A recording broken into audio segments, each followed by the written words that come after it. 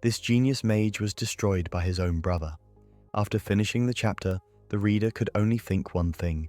It was pathetic, a monster talent capable of changing the entire world, reduced to a broken shell because of jealousy, and in the end, killed by his own family. Even after his death, every crime was pinned onto him. His name was cursed by the entire empire, while the real villain lived peacefully at the top. Not a single member of his family cried for him. That alone said everything.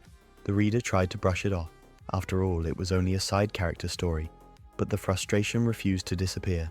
How could someone ruin their own little brother's life just for power? Still emotionally drained from the revenge arc, the reader closed the book and set a 10-minute alarm. He only wanted a short nap to clear his head before reading the next chapter. But when he opened his eyes again, everything was dark, completely dark.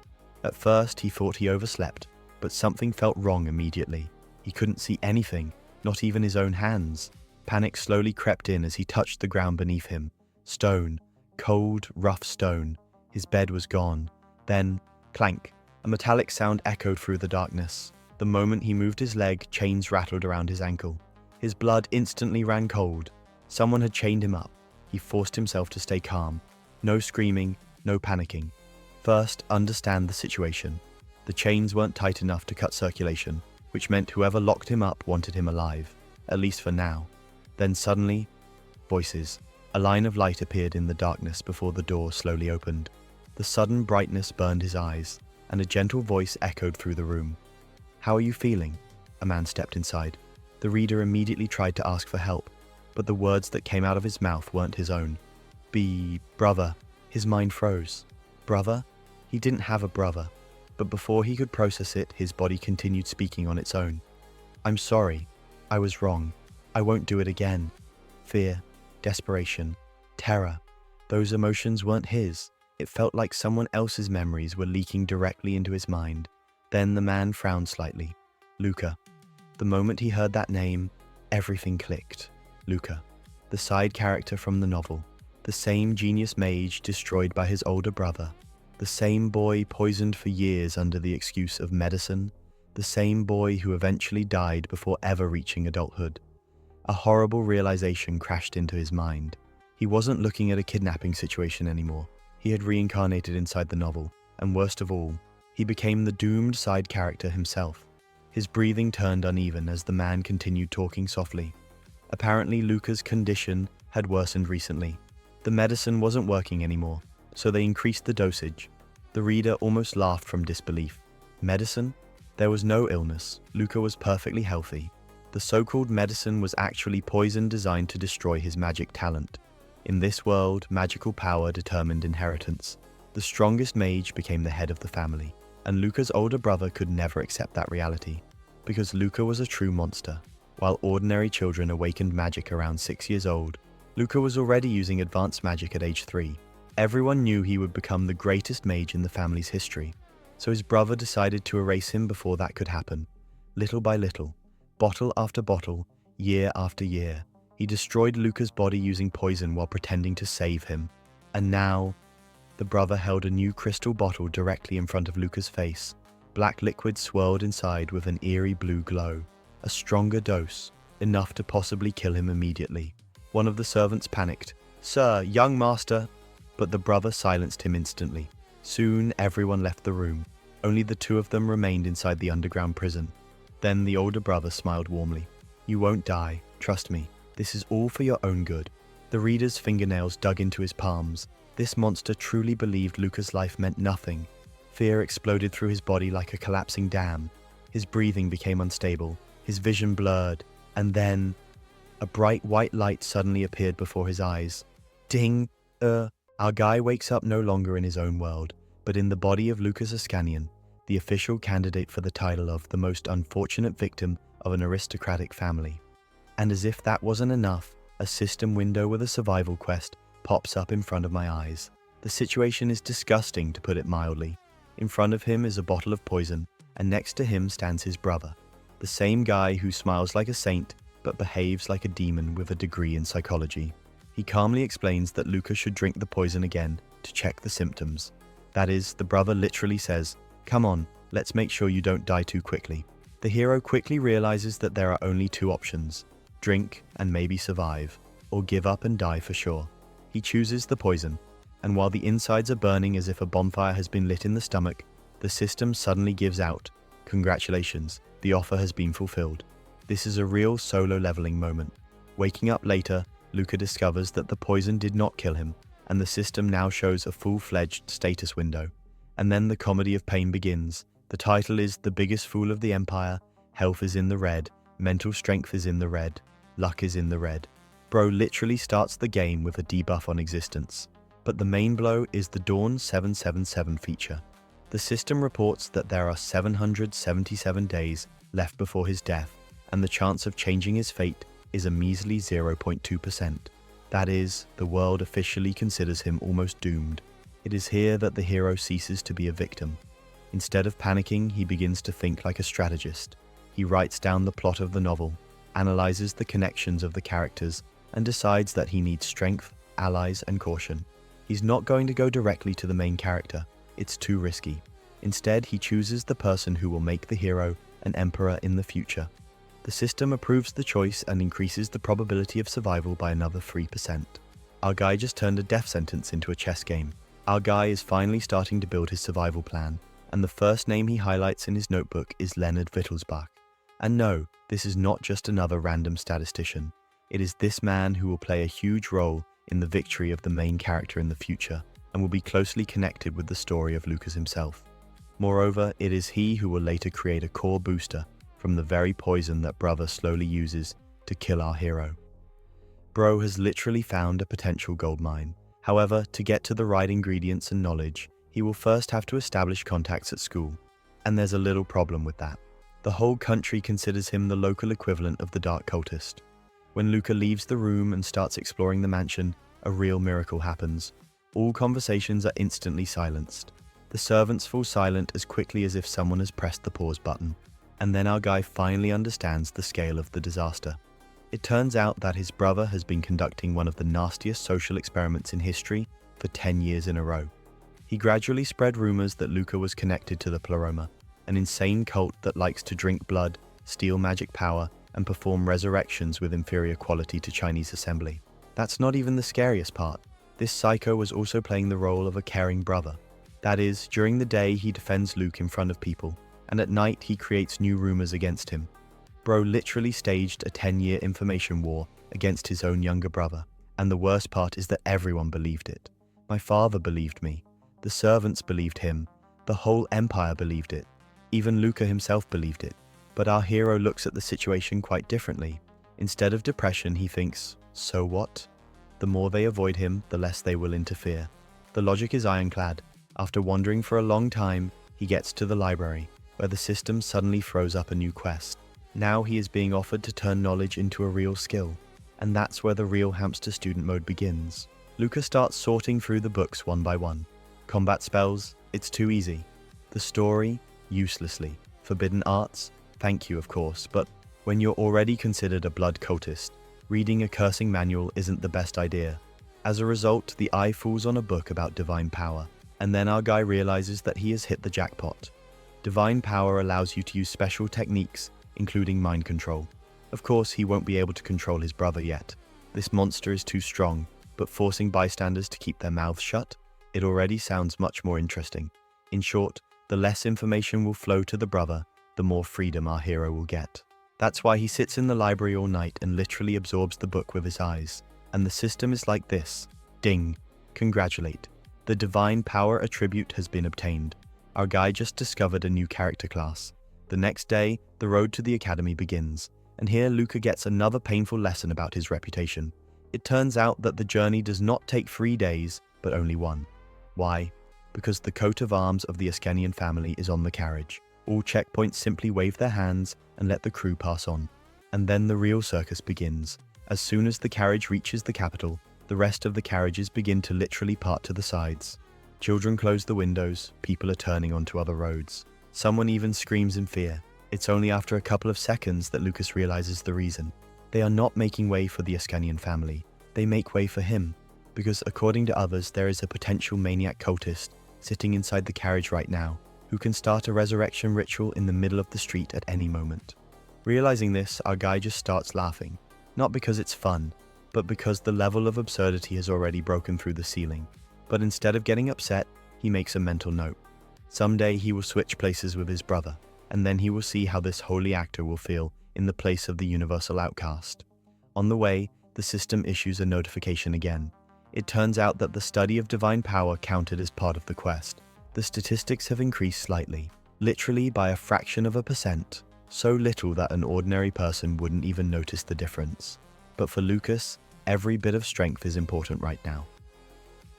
Finally, the carriage arrives at the academy, and then our hero notices a new problem: his hair. Over the years of isolation, they have turned into some kind of nest of wax, strands, and life mistakes. If he's going to make allies, then first he needs to at least stop looking like the main suspect in a child abduction case. All that remains is to find a hairdresser. However, there is a problem. Everyone around him still shies away from him like a walking plague. But our guy isn't going to live like old Luke anymore. Therefore, when he notices a student who is trying to escape unnoticed into an alley, he immediately catches up with him and grabs his shoulder.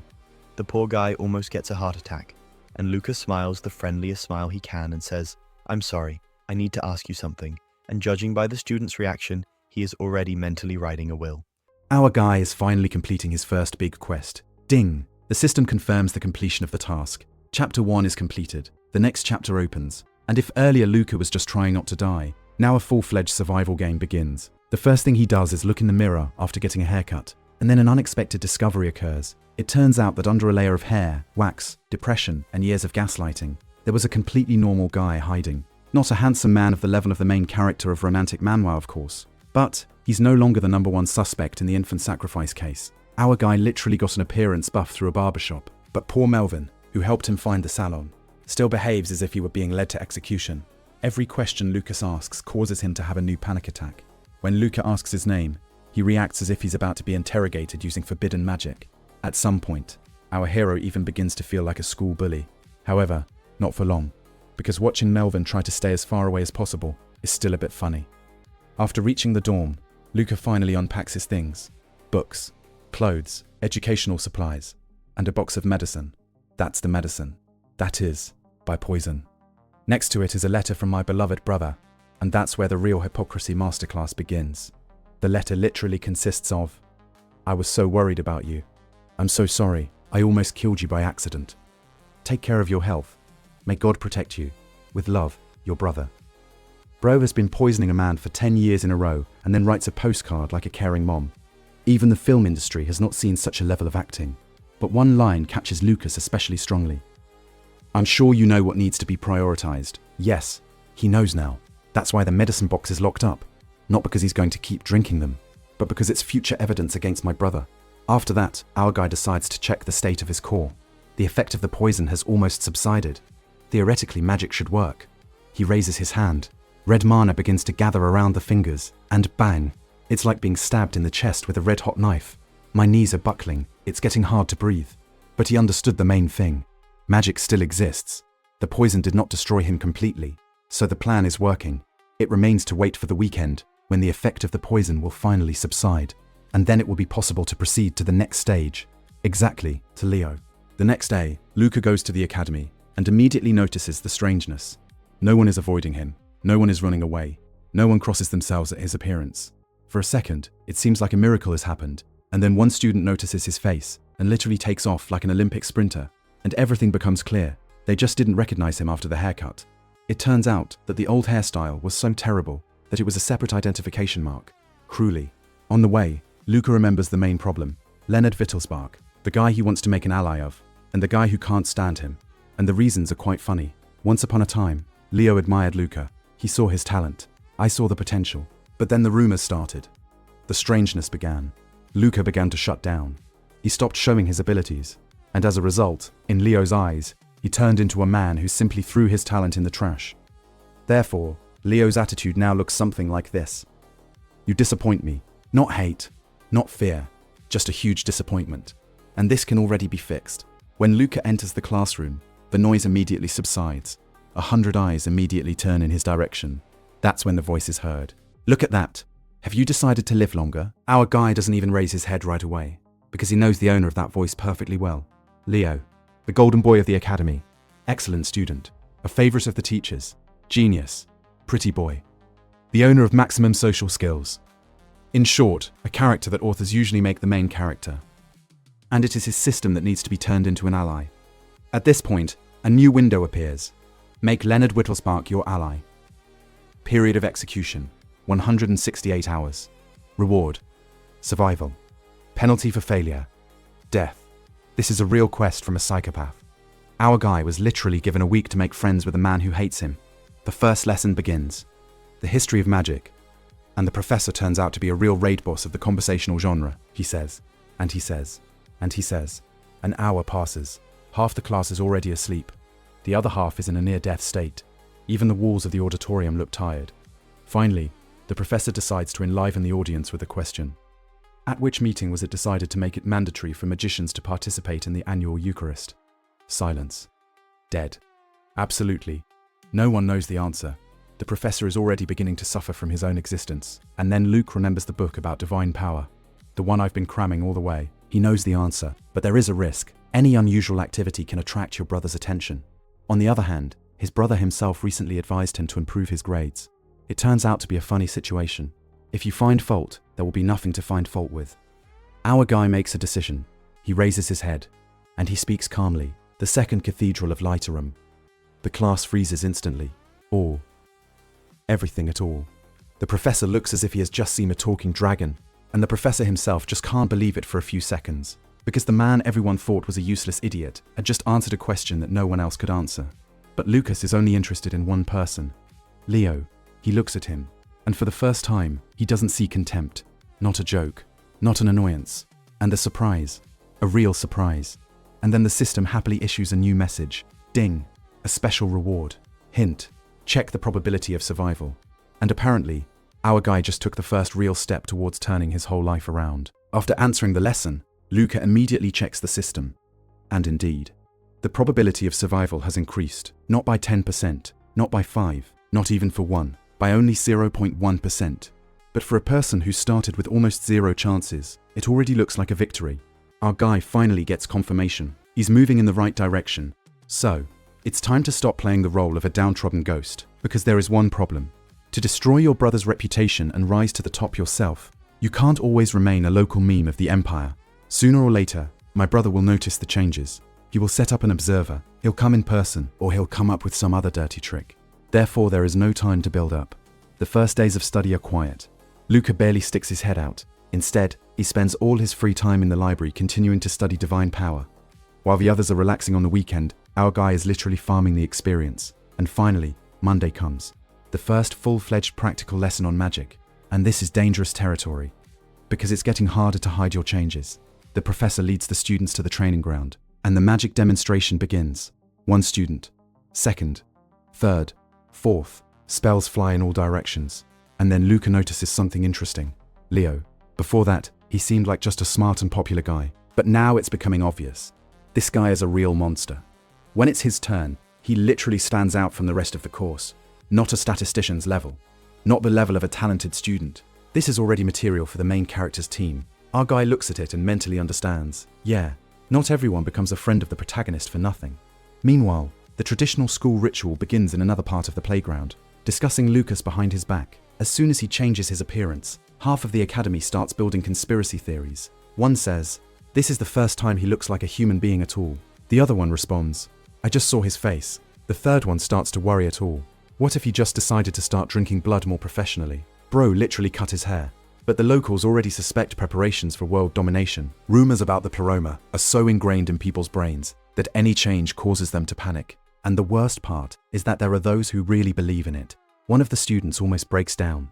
Why are you all so calm? But it is at this moment that Leo intervenes, and he says a phrase that immediately shows his attitude towards Lucas. A change of appearance does not change the essence. Hard, very tough. For the rest, it's just another taunt. But in reality, the situation is more complicated, because there is a real civil war going on inside Leo. He hates the current Lucas, but he can't forget the boy he saw 10 years ago. The kid with the incredible magic. Magic, which impressed him so much that it literally forced him to devote his life to the magical art. And that's why Leo gets madder than the others, because he saw real talent. And then I watched as this talent turned into ruins.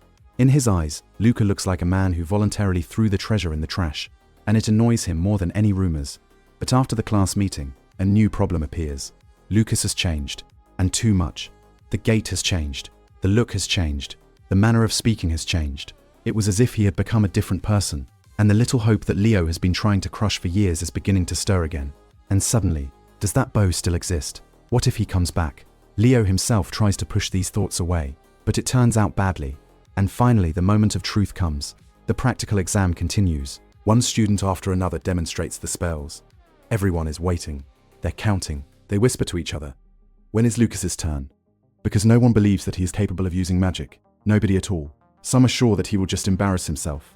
Others believe that he will stand in silence again. Still others are waiting for a circus performance. Even Leo tries to convince himself that nothing will change, that Luca wouldn't show anything again, that there is no hope. And then the professor announces, next one, Lucas Ascanian. It gets quiet on the playground. Our guy calmly steps forward. No nerves. Don't panic. Without trembling hands, he raises his wand, and crackle, a red light flashes on the tip of the wand. Just for a moment. For a split second. But it's enough. The whole playground explodes. What? Did he use magic? Did you see that? This can't be happening. The students are literally losing their minds. For any normal magician, it's not even a spell. It's a spark, the usual trick. But for Lucas, it's like raising a dead man. Because a man who couldn't use magic for years, I just used it. And it's not the class that's most shocked. And Leo, he rises abruptly from his seat. The eyes widen. My heart starts pounding. Because for the first time in many years, he felt that same feeling again. That's the memory. That's the moment from childhood. When Lucas's magic made him fall in love with magical art. For a second, it seems to him that the hope was not in vain. That Luke is really coming back. But the next moment, our guy lowers his wand. He flinches slightly from the pain, and he doesn't do anything else. And the whole playground remains staring at him, as if it had just seen a ghost. Our guy continues to play a very dangerous game. In a practical lesson, he finally shows magic. More accurately, it shows such a pathetic spark that most students immediately lose interest. But there is one problem, Leo. And this guy couldn't be fooled. As soon as Lucas released mana, Leo immediately realized the truth. This was no incompetent man standing in front of him, not a cripple, not the guy with the destroyed core, and a man who deliberately hides his strength. Moreover, he hides it so brazenly that it already looks like a personal insult. When Lucas tells the professor that he feels unwell and wants to leave, Leo almost explodes on the spot, because for him it looks something like this. Bro, I've been working for magic all my life, and you were born a genius? And now you're pretending to be disabled for fun? Leo can't forgive that. Our guy looks at his reaction on purpose and barely holds back a smile. Because that's exactly what he wanted. If the others must see Lucas's weakness, then Leo needs to see his potential. And judging by the look of the golden boy of the academy, the bait was swallowed along with the hook. After the lessons, the fun begins. Luca checks the liking indicators. And they've gotten worse. From -8 to -9. Our guy looks at it and is happy. Yes, rejoices. Because for an ordinary person, that's -1 hate point. And for him, it's a confirmation that Leo is no longer indifferent. He's hooked. He's thinking. He's angry. He can't get Lucas out of his head. So the plan is working. Bro literally uses psychology instead of magic. Meanwhile, Leo is going through one of the hardest evenings of his life. He sits in the room and can't stop thinking. Because today I saw that very magic. The one that changed his fate 10 years ago. The magic of the boy he had once admired. And now his whole worldview is starting to come apart at the seams. If Luca is able to use magic, then why haven't you done anything for so many years? If he's that talented, why did you let everyone think you were useless? If it has changed, what's going on? There are more questions every minute. And in the end, Leo comes to the only conclusion. He must find out the truth, personally. The following days pass exactly as Lucas expected. The rest of the students are already forgetting about his performance. Big deal. He used a weak spell. The sensation lasted about as long as the discount in the store. But Leo keeps watching, and more carefully. Our guy is deliberately adding fuel to the fire. In the following practices, he does even less. Sometimes he just collects mana. Sometimes he doesn't even let her out. He raises his wand. Is worth watching. He lowers it. Leo is now in the state of a person who has shown the solution to a riddle and closes the last page every time. He's literally bursting with curiosity and anger. And finally, patience is running out. After another class, a shadow looms over Lucas. Our guy raises his head. Leo is standing in front of him. He looks like he's ready to start a war. I need to talk to you. There is a contact. Lucas mentally ticks the box. Everything is going according to the script. Leo makes an appointment. Midnight. The training ground. And if Luke doesn't come voluntarily, he'll be dragged in by force. What a cute way to invite a person to a conversation. True friendship begins that way. Night falls. Lucas leaves the dorm and goes to the training grounds. And here it turns out a very important thing. Leo is so confident in himself that he hasn't even explained exactly where to look for him. Bro just said come over, and he expected that everyone else would automatically know the location of his personal lair. The main character's level can be felt from a kilometer away. Therefore, Lucas stands quietly in the middle of the playground and waits, right up to the moment when they grab him by the scruff of the neck. Leo found himself. Very convenient. Then the verbal duel begins. Leo immediately goes on the attack. He accuses Lucas of lying, in a game of magic, bullying my studies, disrespecting the school. In short, he throws out everything that has accumulated over the past few days. But then the unexpected happens. Lucas doesn't make excuses. He doesn't back down. He doesn't try to change the subject. He starts arguing, calmly, cold, logically, and so confidently that Leo is gradually losing the initiative. When he declares, the school belongs to the students, Lucas immediately responds, then who are the teachers? When Leo criticizes the professor, our guy reminds us to talk to him directly first. When Leo is outraged by his behavior, Lucas asks, what's it got to do with you anyway? Every answer hits the target exactly. And gradually Leo begins to realize an unpleasant thing. This was no longer the same terrified Luca, not the one at all. At some point our guy pretends that he's going to leave. That's when what he's been waiting for from the beginning happens. Leo takes out his wand. The air instantly becomes heavier. The voice grows cold, and his eyes are literally sparkling. Get out your wand. That's it. Finally. Leo offers a deal. If Lucas wins, he will shut his mouth and stop interfering. If Leo wins, Lucas will leave the academy. In other words, this guy just challenged our guy to a duel, and he did it absolutely voluntarily. Lucas stares at him for a few seconds, and then he smiles slowly. Because he organized this whole performance, Leo thinks he's got him cornered, but in fact, he walked into a trap set by himself. And Lucas's response turns out to be as calm as possible. Of course not. Bro just took the fight. So the next chapter promises to be a real clash between two stubborn monsters. Our guy finally gets what he put on this whole show for. The duel begins. And it starts as Leonov style as possible. No warnings. Without a countdown. Without beautiful speeches. Lucas just adjusts the grip of his wand. And the next second, the spell is already flying in his face. Boom. A piece of the wall of the training hall is flying apart. Our guy manages to dodge literally at the last moment. And then an unpleasant truth dawns on him. Leo is a monster. Not in terms of talent. Conversely, he reached this level solely through training. While Luca had been slowly dying in the basement for 10 years, this guy had been rocking like a fanatic for 10 years. And the result is now trying to blow his head off. Then the real beating begins. Leo doesn't even hide his intention. He literally drives Lucas all over the playground. The spells fly one after the other. The barriers are cracking. The floor collapses. The air vibrates with magic. And our guy only does one thing. He survives. He doesn't answer. Does not counterattack. Doesn't show real strength. He's just defending himself. And that's what Leo is starting to hate the most. Because he understands perfectly well. Lucas is hiding something. And on purpose. Are you just going to run away? Did you come out here just to waste my time? Our guy just smiles. And that makes Leo even angrier. Because the longer the fight lasts, the more obvious it becomes. Lucas doesn't lose. He's waiting for something. And finally the right moment comes. Leo decides to end the performance. The wand is lowered. The earth trembles. Magical vines are bursting out from all sides. They grab Lucas's sleeve. They reach for the wand. They block the escape routes. And at the same time, the final attack appears. A real finishing blow. A typical moment from Manhwa, where the hero usually says, "Damn it, I lost.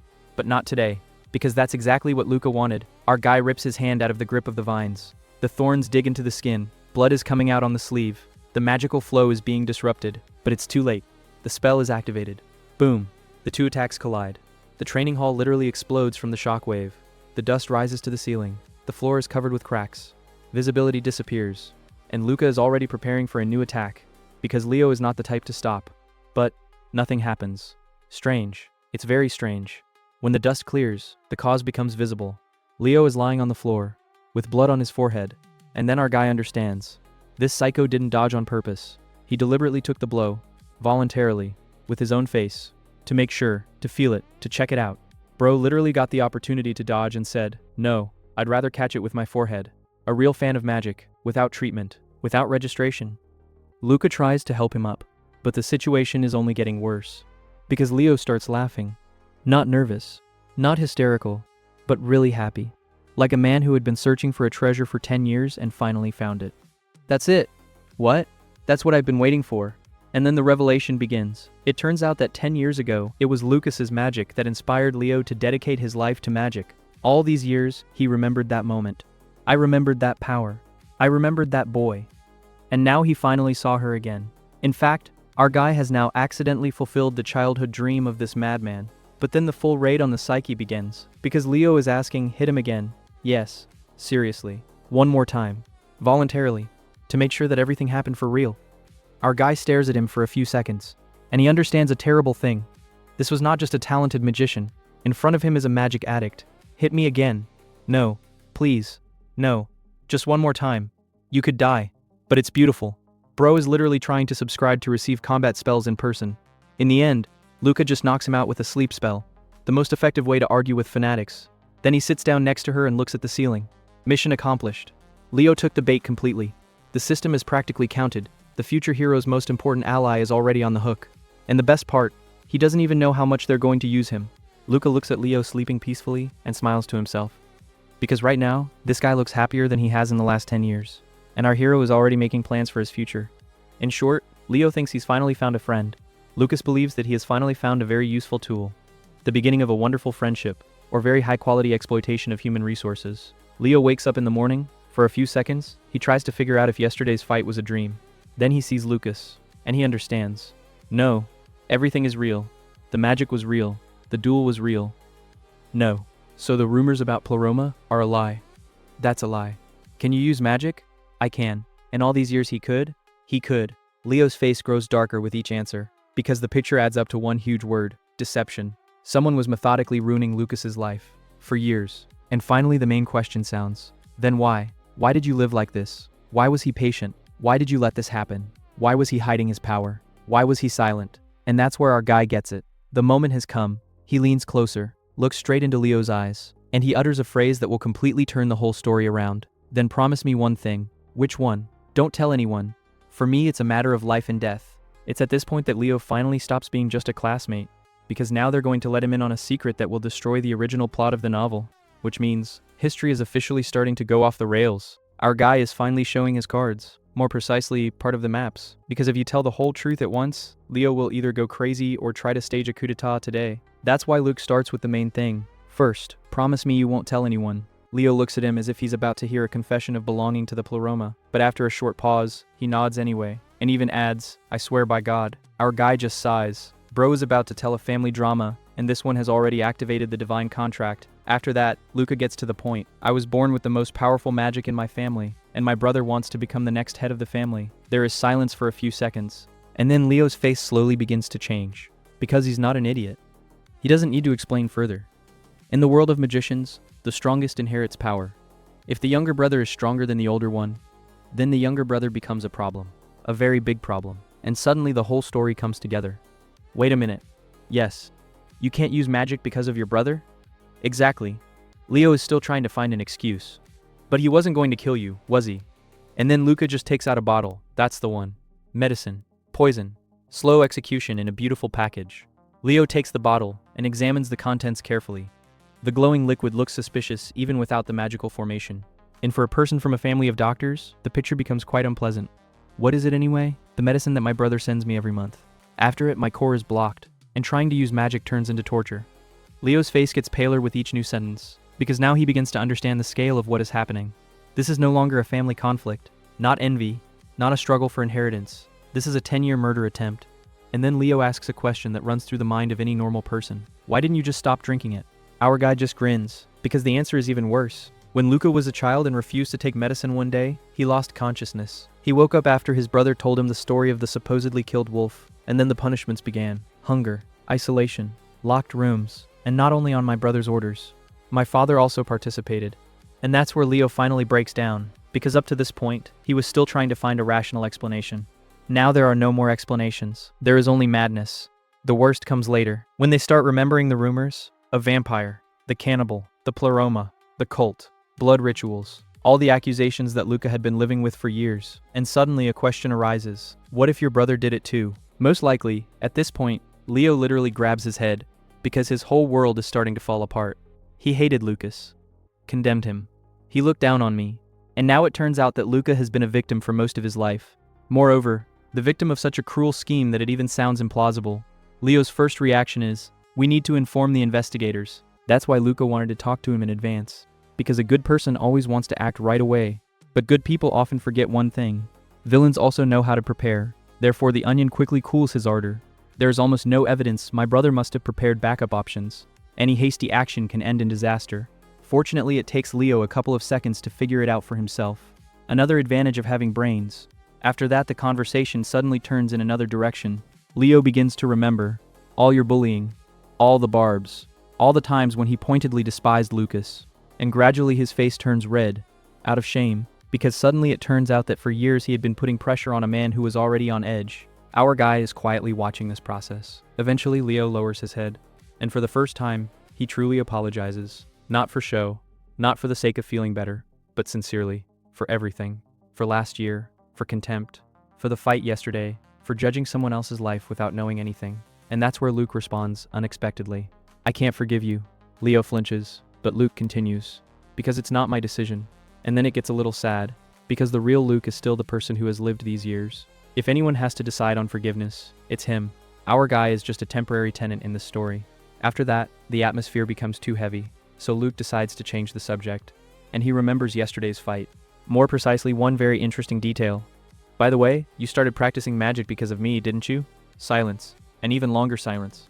Leo turns pale abruptly, and then he blushes, and then it turns pale again, because he understands. He blurted out his main secret yesterday, the same secret that I've been hiding for 10 years. It turns out that it was Lucas's magic that inspired him to become a magician.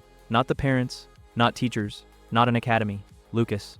And so much so that Leo remembered his name years later, and now he looks like a man who's been caught reading a romance novel. It's not because of you. Yeah, because of your magic. Of course. I didn't even remember your face. Of course. The more he makes excuses, the funnier the situation becomes. Our guy can barely contain his laughter, but it's time to get back to business. Luke asks for two things. First, get a certain medicine, the one that will help you deal with the consequences of poisoning. Leo agrees right away, no questions asked. Without a doubt, just takes the list, and he nods. Second, much more interesting, train with me every day. For a second, Leo's face literally lights up with happiness. The real thing, clean, sincere. Then he remembers that he's supposed to look serious. But it's too late. Our guy saw everything. It turns out that the offer of daily workouts has about the same effect on Leo as the promise of a new bike for a child. He even tries to justify himself. Like, there just wasn't a suitable partner. Sure, we believe it. Absolutely. In the end, Leo agrees. And at the same moment, the system finally gives voice. Ding, congratulations. Task, make Leonard Wittelsbach your ally. Done. Chapter 2 is completed. The next chapter is confirmed. Our guy opens the status, and for the first time in a long time, he lets himself relax, because the foundation has finally been laid. The future hero's most important ally is now on his side, which means history has just completely gone off the rails. Our guy is finally starting to use the main cheat of any hitman, not by magic, not by the system, not knowledge of the future, and the statistics. Because after completing the task, the first thing he does is open the status, and then the fun begins. First, Luca looks at his stats, and immediately notices the changes. Mental strength, -10 to -9. Luck, -9,985 to -8,985. Health, he's grown up too, a little bit, but it has grown. Our guy stares at the numbers for a few seconds in silence. Then he understands. Wait a minute, is it because of a friend? It turns out yes. All of these stats literally grew just because he had his first real ally. And that thought makes me feel a little sad, because the system has just officially confirmed one thing. Over the years, Luca has been so lonely that friendship has turned out to be a full-fledged buff. But then it gets even more interesting. Luca opens the Dawn 777 window. That's the one. Which shows the probability of avoiding a bad ending, and a pleasant surprise awaits him there. The opportunity to change fate. 0, 3% to 5, 3%, 5%, 1 person, 1 ally, 5%. It turns out that Leo is literally a walking insurance policy against death. Our guy is smiling contentedly, because it means only one thing. He made the right bet. After that, Luca decides to look at the characteristics of Leo himself, and then he is morally destroyed by numbers. Health, +7, 5, Psyche, +9, Magic, +7, Skill, +8.5, Luck, +9.5. Our guy is watching. Then he looks again, then again, and he comes to a conclusion. It's not a person. It's a walking set of legendary stats. Even many professors look poor next to this monster. It becomes especially painful after the comparison. Lucas's health is in the red. The psyche is in the red. Luck is in the red. The title of the biggest fool of the empire. Leo's. Almost everywhere there are 9s. The monster's talent. The luck of the beloved of the gods. The injustice of the world is officially confirmed by the system. Don't come near me in public. What? If you suddenly start communicating with me normally, everyone will get suspicious. And Leo unexpectedly agrees. No arguments. because after yesterday's conversation he finally started using his head. Then the training arc begins, and as tough as possible. Each God's day, Leo drags Lucas to practice, and after a week the results become noticeable. The control of magic is growing at a furious pace, so fast that even Leo himself is starting to wonder. And at the end of the 7th day he gives the best compliment of his life. Great. Now at least you won't accidentally kill civilians. Thank you. Very inspiring praise. But seriously, Lucas' problem has always been beyond strength. He has just too much power. The problem is control. Imagine a man who was given a nuclear button instead of a lighter. That's about what his magic looks like. Therefore, every activity now literally saves others. And Lucas himself too. Because sooner or later you will have to face your brother, and such wars are not won on talent alone. A week later there is another piece of good news. The medicine is almost ready. That's the one, which will help restore the kernel. However, there is a problem. There are still 4 days left to wait. But these are small things. The plan is working. My brother is silent. There are no suspicions. The school calmed down. Everything is going perfectly. And that's why fate decides to remind you that it exists. Returning to the dorm in the evening via a teleportation artifact, Lucas suddenly feels something strange. It's very strange. The core. His magic core. It's shaking. It's like he's losing his stability. It's like it's literally falling apart from the inside. Our guy immediately looks gloomy, because he understands. 10 years of poisoning do not pass without a trace. Even if you stop taking the medicine, even if you start training, even if everything goes according to plan, the body has already suffered too much damage. And then the financial arc begins. The scariest arch of any student. Money. Luca opens a bank statement, and he sees a huge amount. The father continues to transfer money. There's only one problem. You can't use them. Generally. Because my brother is watching. If Luca, who hasn't bought much for a year, suddenly withdraws a large sum, the alarm will go off instantly.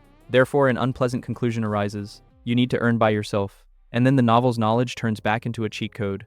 Luca takes out old newspapers. He starts flipping through the pages, and finally finds the right article. The increase in attacks by magical beasts. At first glance, this is common news. But for a person who has read the novel, it is a goldmine. Because right now, the government is starting to pay money for the destruction of monsters. And he does it as stupidly as possible. It's so stupid that the main character in the original literally got permission to hunt using forged documents. In 10 seconds. Without identity verification. Without registration. No questions asked. Back then, our guy, being a reader, laughed at the idiocy of officials. Now he looks at it in a completely different way. That's great. Corruption has never looked so useful. The next day, Luca tells Leo the plan, and he immediately gets involved in the work. He sits right on the floor of the training room. He takes out the paper, a pen. He starts calculating something. Because when it comes to magic, or preparing for battle, this person becomes dangerously effective. Good. What's the budget? I don't know yet. What do you mean? There is no money. But they are there. There is. Then why not? Because you can't use them. Leo freezes. Our guy starts to smile. Because explaining the financial situation of the heir to the richest family is sometimes more difficult than telling about a 10-year poisoning. And it is at this moment that Luca lays out a thick stack of documents on the table. Then he says seriously, listen carefully. I have a plan. And considering that all the previous plans of this psycho have already ruined the plot of the novel, you can start worrying in advance. Our guy is finally moving on to the next stage of the plan. Earn money. And as usual, he does it in the most suspicious way possible. Luca is laying out papers right in the middle of the training room, with the look of a man who is about to present a pyramid scheme. Leo looks at him first, then he looked at the papers, then back at him, and he gives the most honest comment of the day. It doesn't look possible at all. Our guy just smiles, because he knows one important thing. In this world, the most profitable schemes usually start with the words, "That's impossible." But before discussing the plan, Leo suddenly remembers another problem. Do you even realize that you are known all over the empire? I understand. No, you don't understand. And then the scolding begins. It turns out that for others, Luca is now behaving like a man who has been furniture for 10 years, and then suddenly started talking. It's not so noticeable at school yet. Everyone is used to his existence, but outside of the academy, people will quickly understand. Something has changed. It has changed a lot. Luca listens to this calmly, and he answers, "That's why I've already prepared." After that, he begins to explain the earnings scheme, attacks by magical beasts, rewards for destroying them, corrupt officials, a leaky registration system, fake identity. In general, the standard set of a successful entrepreneur. Leo is listening to, and then he asks the main question. Let's say, how are you going to hide your eyes? And that's where the really important problem begins. Because the bow can hide the face, hide the name, hide the voice. But his eyes know literally everything. Pink irises, a signature feature of the pleroma, in fact, a personal passport on the face. But it turns out that our guy has prepared for this too. However, the method raises questions, a lot of questions. And they all start with the words, "Why do you even know about such trash?" The next day, Luca drinks a special potion, and after a while his eyes change color. The pink disappears, Dark blue appears in its place, the most common color, so ordinary that no one will even pay attention. Leo looks at the result, then at Lucas. Then look at the result again, and he asks a logical question. How do you even know about this potion? Our guy instantly activates the most ancient hitman technique. I studied. All. End of explanation. Leo tries to dig further. Where did you study? I studied. Who taught you? I studied. How do you know about the side effects? I studied. In the end, Leo gives up, because it is extremely difficult to argue with a person who knows the future. After that, he suddenly puts forward his own condition. I'll help with the artifacts. Good. But I'm going with you. What? Are you serious? It turns out that Leo doesn't trust Lucas's survival skills at all, and the reason is quite simple. It's not the monsters I'm afraid of. I'm afraid for the forest. According to Leo, the problem is not whether Luca can kill the beast. The problem is whether there will be anything around after that, because our guy's talent is so absurd that it sometimes poses an environmental threat. And to be honest, that sounds fair enough. As a result, the operation begins the next day. Luca turns into the most suspicious person in the world. A black raincoat, the black hat, the black mask, black clothes. If there was a sign nearby, definitely not a criminal, the situation would look less suspicious. Leo looks at this outfit, and he sighs wearily. You look like a thief. Do you think I like it? No. Then don't complain. I'm going to complain anyway. True friendship begins that way. According to legend, Luca is now Leo's servant, a traveler from the papal state, a man with no name, without a story, no questions asked.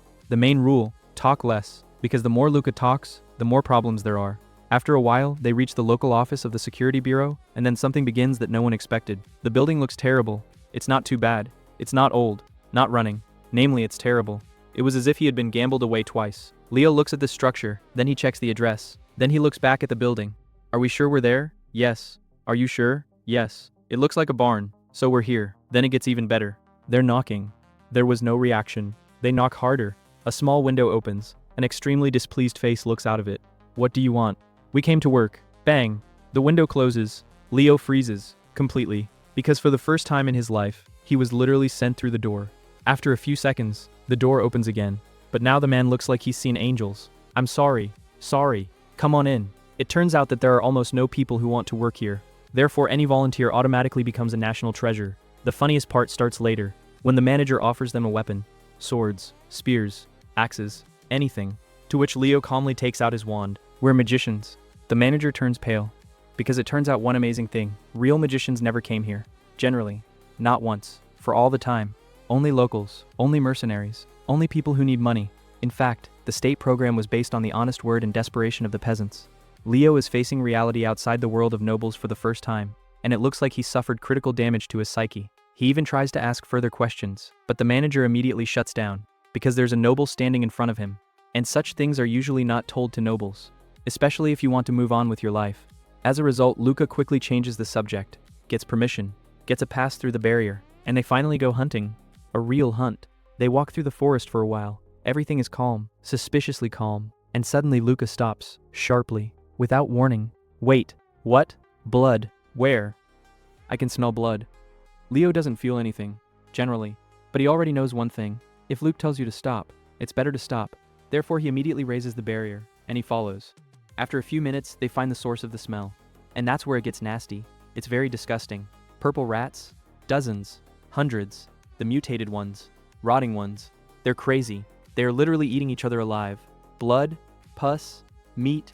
The smell is such that even Leo starts to turn green. Damn it. Yes. Is this a nest? It looks like it. I'm going to feel sick. Hold on. Leo covers his nose. He's trying not to puke. He's trying to maintain his dignity. It doesn't work out very well, but there is no time to rest anymore. Because the rats notice the guests. Red dots start flashing in the dark. 1, 5, 10, 20. Too much, too close, and they're all looking at just two people. Leo slowly transforms the wand into a sword. Luca pulls out his own. And both of them understand one thing at the same time. The first hunt has begun. Which means someone will regret very much today that they decided to attack them. In short, our two hunters go on their first sweep, and it starts as easily as possible. Man-eating rats, which the locals consider a serious problem, turn out to be literally training dummies for Luca and Leo. These creatures rush at them in packs, squeak, try to bite, but everything ends the same way. Bang, the rat is dead. Bang, one more. Half an hour later, the entire forest is already littered with corpses. Leo looks at what is happening and can't believe it. Do they really fall with one blow? Bro, you're a student at an elite academy. For you, these rats are about like a first-level mob for a character of the 100th. Now the main problem is not even the fight. The main problem is collecting body bags. As they stack the loot, Leo suddenly begins to philosophize. They say, I feel sorry for these creatures. They were once ordinary animals. Then they got infected with magic. Then they went crazy. And now they have to be killed. Luca listens to this and just nods, because he knows things that Leo doesn't. In the future, it's this guy who will create a cure for similar monsters. In fact, the future medical genius is standing in front of him right now and doesn't even know it yet. So Luca just slaps him on the shoulder and says, well, make the medicine yourself. Leo looks at him like he's crazy. Are you serious? Our guy just grins, because he knows the future better than Leo himself. Returning to the hunter's office, they unload the bag. The manager opens it. He looks inside. He's watching it in, and it freezes, because there are so many rats inside, as if these two had staged a local genocide of the entire species. This is literally the first time a man sees such prey. According to his calculations, they almost completely wiped out the local population, for which they get about 50,000 won. And then the funniest part begins. Leo, who grew up in a rich family all his life, looks at money and is like, not bad, we earned a monthly allowance in an hour. And Luke looks at him in much the same way as one looks at a child who has learned the price of bread for the first time. The rich boy is only now beginning to understand the concept of earnings. After that, they're going to leave. But then Luca smells blood again, and not just blood, other blood. Clean. Fresh. Not the nasty mixture of pus and infection that used to be. Leo doesn't notice anything. Our guy is already turning into some kind of high-speed witcher. He can smell blood from a kilometer away. He senses danger. He senses problems. And unfortunately, problems can sense it too. Suddenly something flies out of the bushes right at them. Bang! Luca automatically sets up a barrier. Leo is already preparing for the fight. But it turns out, it's a rabbit. Just a scared rabbit. Bro literally staged a horror scene for the rabbit. However, this is where Luca begins to tense up. Because animals don't behave that way. The rabbit rushes everywhere. There is blood in the forest. The tracks are strange. And intuition starts screaming like a siren. He offers to leave. Leo immediately agrees, which is already a bad sign. Even if this fight fan wants to leave, it smells fried. And then they find the tracks. Wolves. Large. Very big ones. A second later, a howl echoes through the forest. The kind of howl that makes any normal person start writing a will. Luca and Leo understand instantly. They are no longer hunters. They're a potential dinner. And just a second later, something flies out of the darkness. Growl.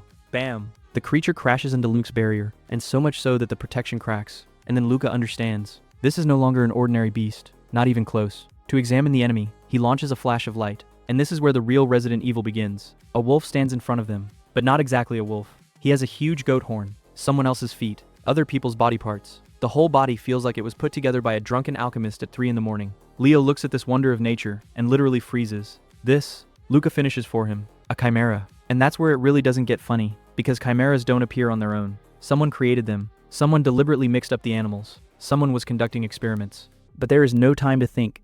The monster charges again. Leo instantly uses the magic of plants. The roots grab the creature. Luca finishes from above. A huge tree falls right on the monster's head. Boom. The wolf turns into a rug. The fight is over. But the problems are just beginning.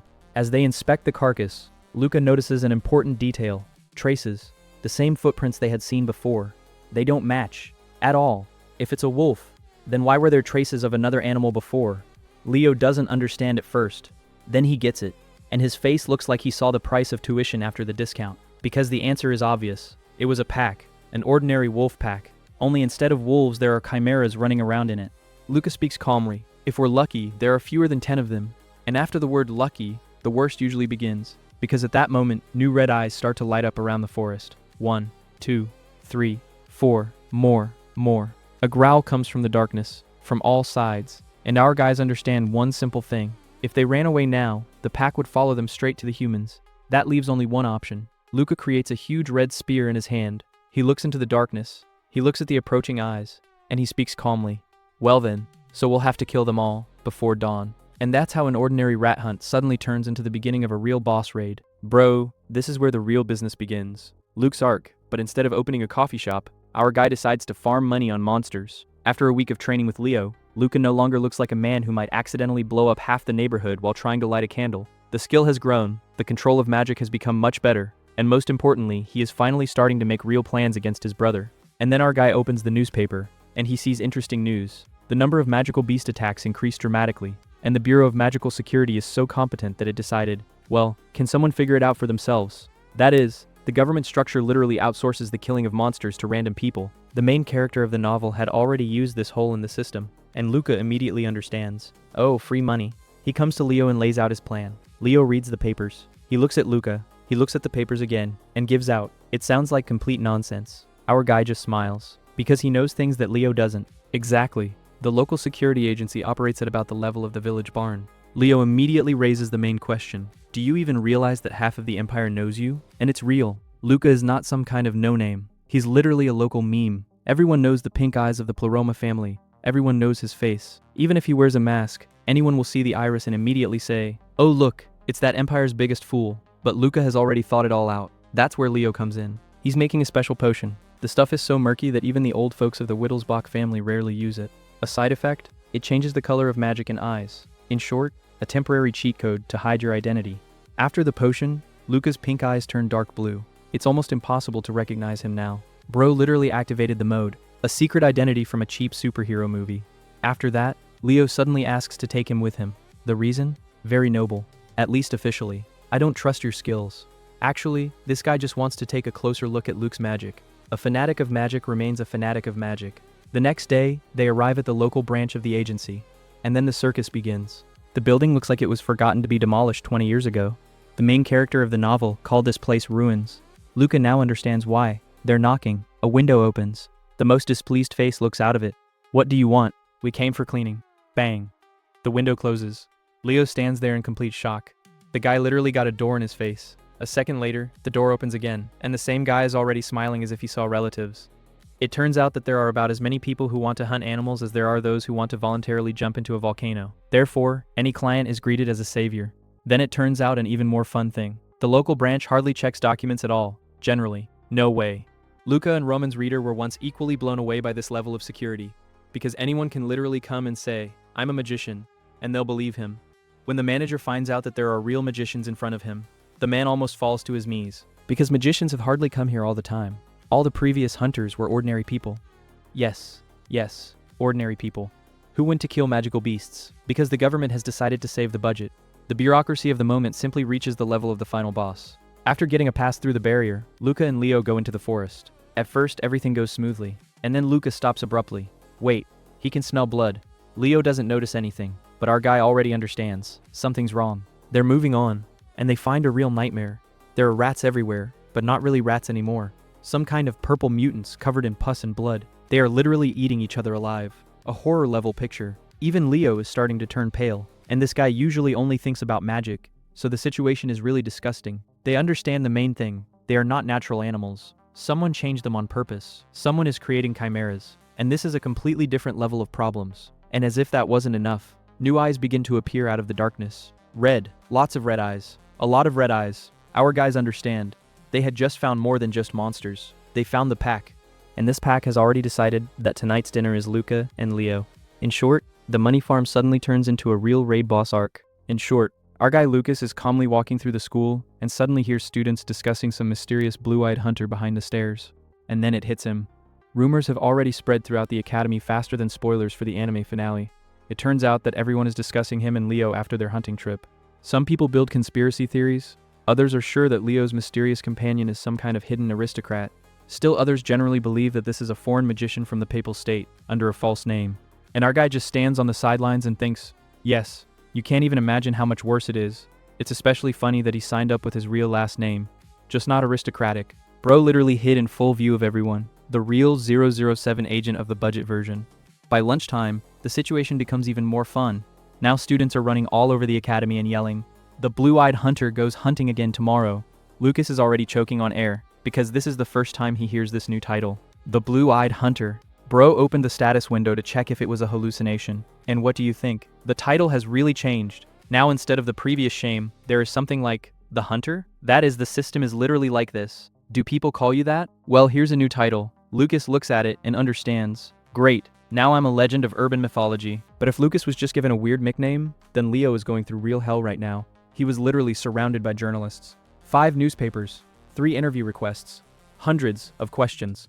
The kid just wanted to hunt monsters. As a result, he became a local celebrity. When they meet at the training ground in the evening, Leo looks like he's not 17 years old, but 57. Lucas asks, "Is everything okay?" Leo immediately, "No." And he answers with such a face as if he had just paid off the mortgage for 3 locks. But then the most useful part begins. Leo gives him a long-awaited package. Artifacts. And not some pretentious legendary relics. No, the most ordinary watch and chain. It looks so boring that no one will even pay attention. But there's a real cheat code hidden inside. The watch is supposed to hide Lucas's magical aura, and the chain will stabilize its crumbling core. In fact, it's like putting an SSD in an ancient computer. The outside is the same junk. There is a completely different level of work inside. Lucas puts on his watch, uses magic, and he immediately feels the difference. Earlier it was as if he was driving along a dead rural road after a bombing. Now it's at least a normal asphalt. Leo is already glowing with happiness, like a child who has been given a new toy. See? It's working. And then Lucas opens the status, and almost drops his jaw to the floor. Skill, plus 1.015 to plus 4.0154. Bro gained plus 3 skills in 1 hour. This is literally a legendary RPG outfit, but the real shock comes after the chain. At first it seems that nothing has happened, and then his core suddenly becomes light, free, without constant pain, no pressure, without feeling like there's a brick stuck inside my chest. Lucas doesn't even know how he feels, because for the first time in 10 years, his core is working almost normally. He removes the artifact, and the pain immediately returns. He puts it back on, and it gets easy again. And then a terrible thought comes to him. All this time, he didn't even realize how damaged he was. It's like a man who has been breathing through a straw all his life, and then took a deep breath for the first time. The status doesn't lag behind either. Health, minus 3.5 to minus 0.5, plus 3 more points. Bro is literally recovering before our eyes. Now he no longer looks like a character who will die from a violent sneeze. After that, Leo goes to rest, because the journalist destroyed him morally more than any monsters. And Lucas stays to train. 3 hours in a row, chasing magic. It is testing a new condition, enjoying life. In short, the man finally got a normal gaming account instead of a broken starting character. But then the classic novel setting begins. He returns to the dormitory at night, tired, pleased, happy, and then he notices a note under the door, opens it, is reading. It says, "I know everything." This already sounds like the beginning of horror. He turns the sheet over. It's even better there. Get out of the dorm immediately. It gets really tense for a second, because there are many options. A brother? A cult? The pleroma? Did someone reveal his identity? But Lucas quickly turns on his brain, and he understands. If they really had proof, they would have leaked it to the newspapers by now. So it's just an attempt to lure him out. That's why our guy goes out quietly. And almost immediately, he is intercepted by some freshmen, scared as if he was being forced to carry a message to the Demon King himself. The guy leads Lucas through half of the academy grounds, to the abandoned buildings, where either fights or plot issues usually start. Most often, both at the same time. Several familiar faces are already waiting for him there. Typical academic jackals. Not tops. Not geniuses. Not monsters like Leo. Namely, the kind of people who exist only to ruin others' lives. Those same NPCs are the school bullies. And then everything becomes clear.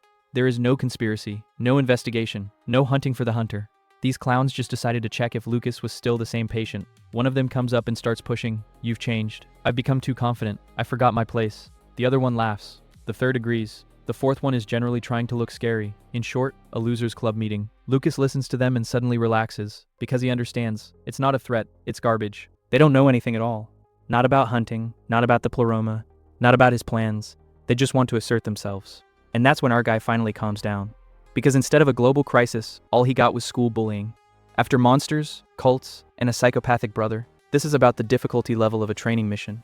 And then one of the geniuses of the local spill finally gives out the reason for the call. "Give me the jacket." Bro. They actually arranged a secret meeting in the middle of the night in order to wring his jacket. The threat level instantly drops from secret organization to gangsters at the door. In short, our guy is reaching a new level of trouble. These clowns demand to give back the jacket, and Luca understands one thing. If the uniform is torn or ruined, the family will know immediately. And these are unnecessary questions. But there is a nuance here. The Ascanian family does not perceive him as a full-fledged family member at all.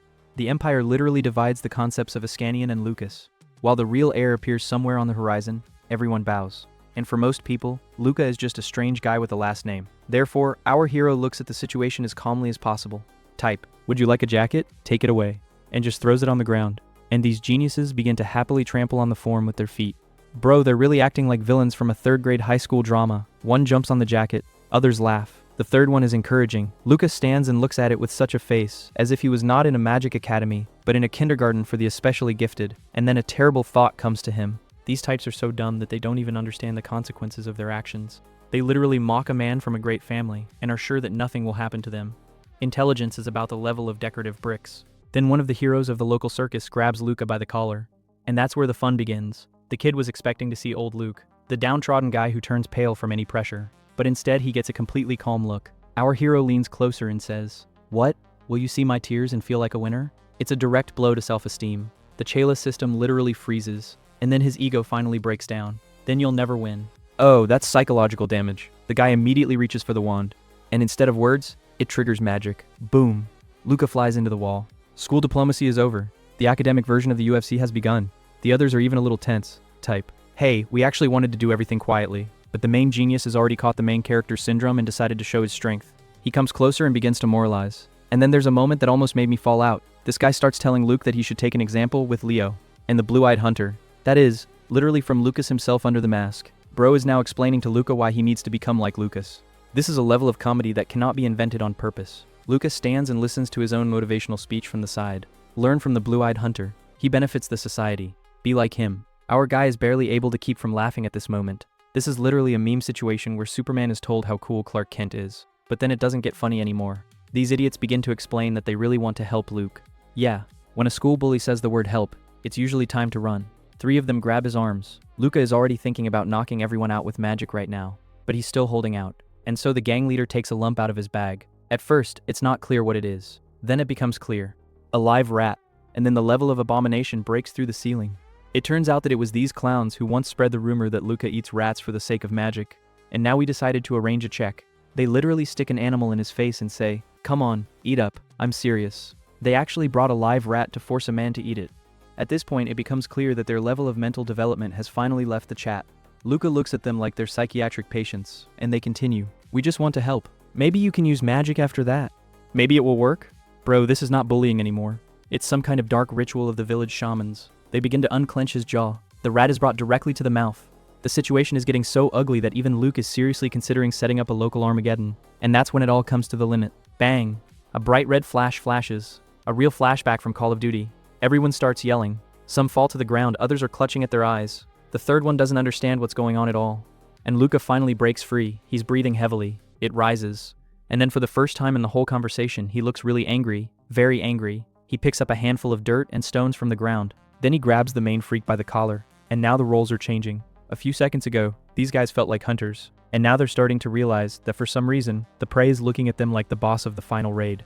Lucas squeezes his jaw so hard that he almost howls. And he speaks calmly. Raise your head. The guy starts to panic. He looks at the dirt in Lucas's hand. He doesn't understand what's going on at all. And our hero keeps pushing. Open your mouth. And then a terrible thought slowly begins to reach the whole company. It seems they just pissed off the wrong person. In short, Bro finally turns on the stop putting up with this circus mode. And the situation is unfolding as much as possible, not where these geniuses expected. Our guy holds one of the bullies by the scruff of the neck and gives out such a philosophy that even a bitch would think. Since we all came from the mud and will go to the mud, maybe we should start eating dirt and becoming people? A person instantly ceases to feel like the alpha of the neighborhood. The kid jerks, kicks, tries to escape, but then one of his friends triggers magic. Bang! Lucas calmly blocks the attack, as if it's not magic, but a mosquito that flew into the room. And then the scariest thing of the evening begins to sink in. Wait, can you use magic? This is where the entire company begins its collective blue screen. All their lives they considered Lucas a useless statistician, and now this guy is standing in the middle of their company and chanting spells like the hero of the final arc. A real fight begins.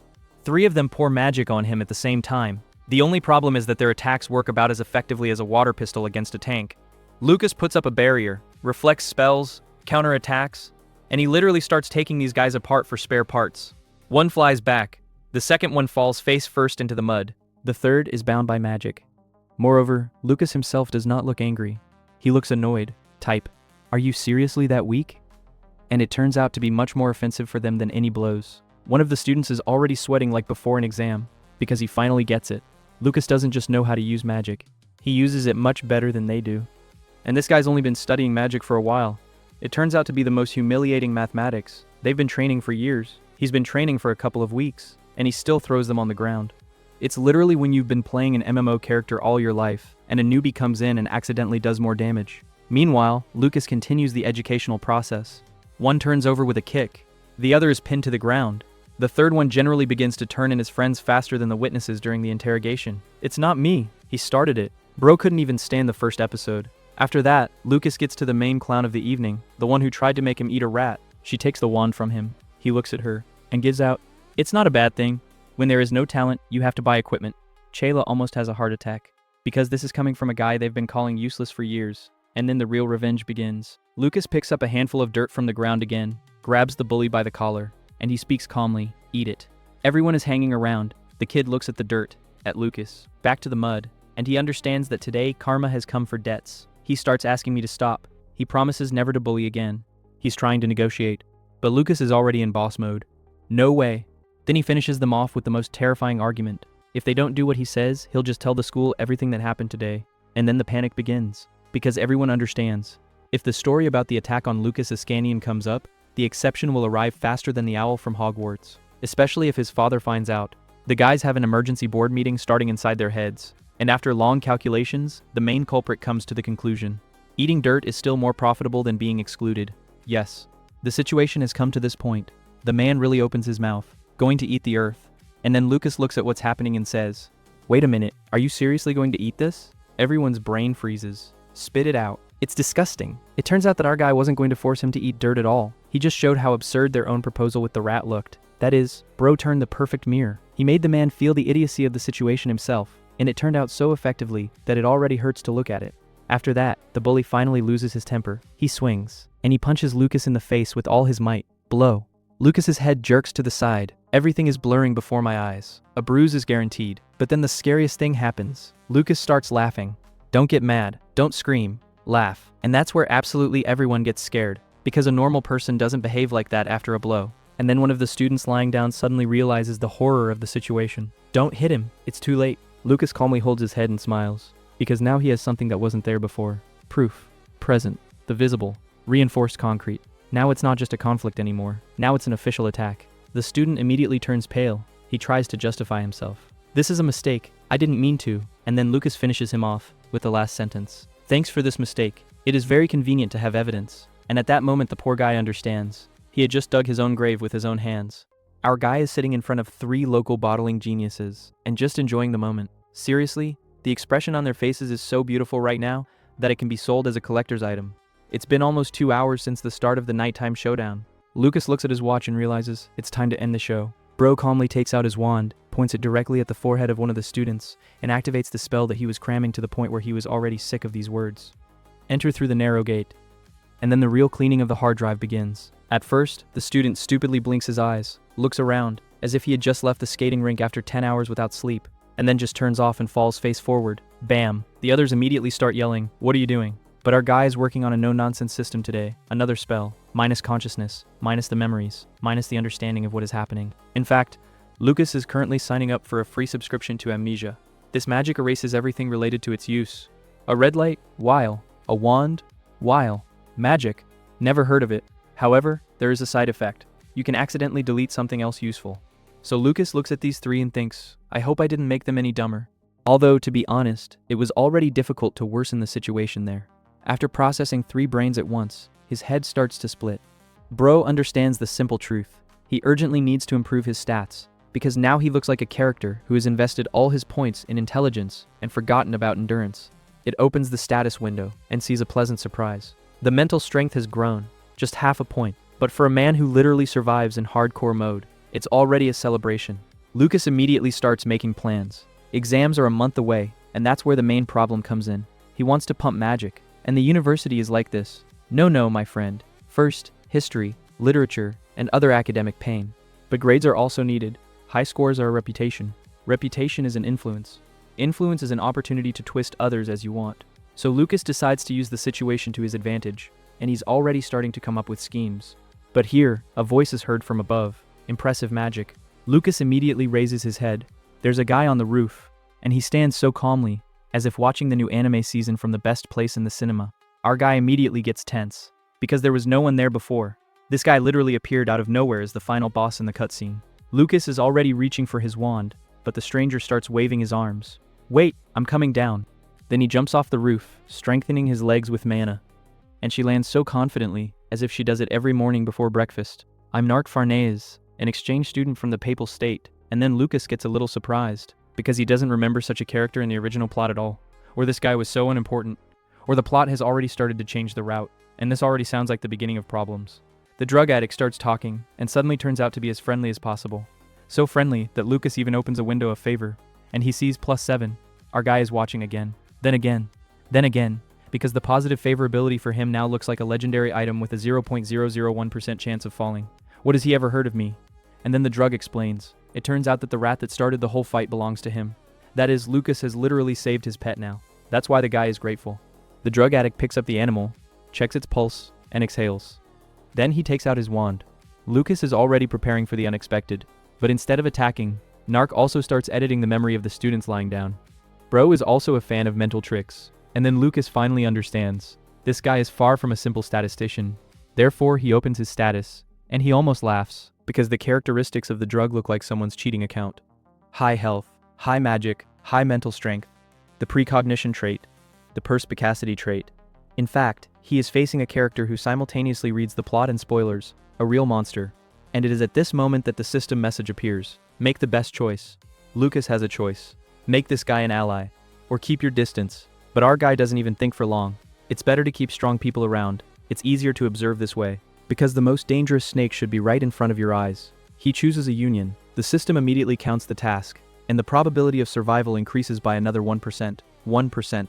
It sounds ridiculous to an ordinary person. For Lucas, this is literally another day of living in a world that is constantly trying to kill him. After that, Narc finishes erasing the students' memories and asks, "Are you really going to leave it at that?" Lucas looks at the sleeping idiots, and he's smiling. No way. And then it becomes clear. Our guy's already up to something. Morning is coming.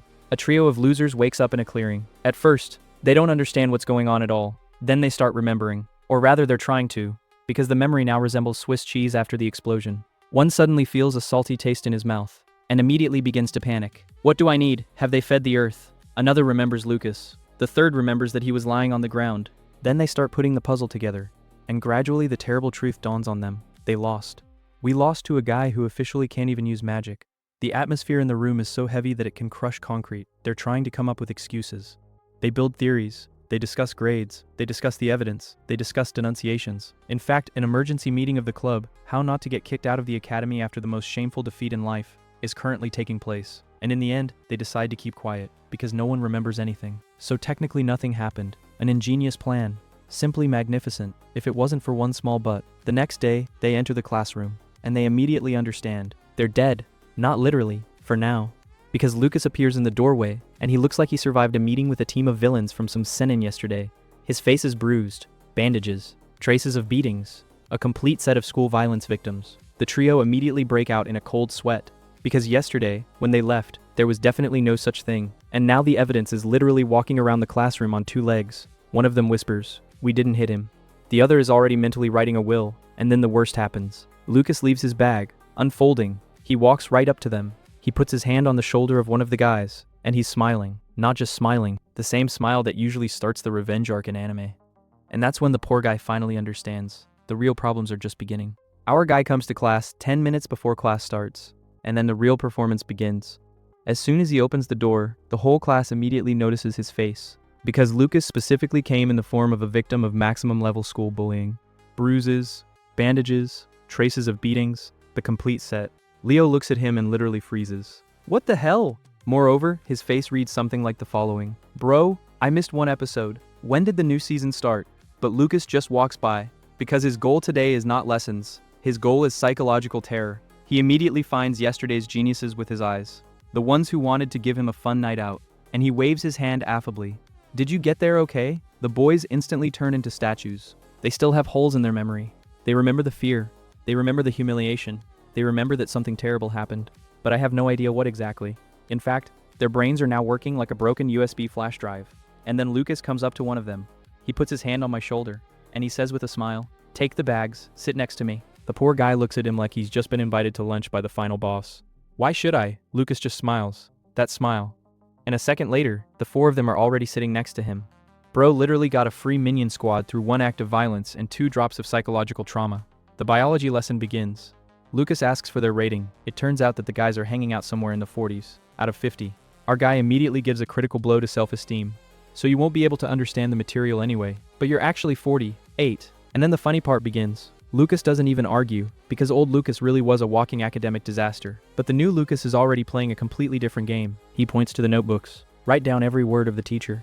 Why? Because I said so. Classic. No explanation. No democracy. The real tyrant style. The students are still trying to resist, but at that moment, the professor notices Lucas's face. What happened? And our guy immediately starts getting up. It's like he's going to tell an incredibly interesting story. Bang! One of the students immediately grabs his hand. Pale as a ghost. I'll write it down. I'll do everything. Just don't. Bro literally saw the disciplinary committee and his own expulsion before his eyes. The professor looks from Lucas to the terrified student, then back again, then again, and gradually he begins to understand the big picture. Even Leo at the other end of the class is already aware of exactly what kind of scam is unfolding right now.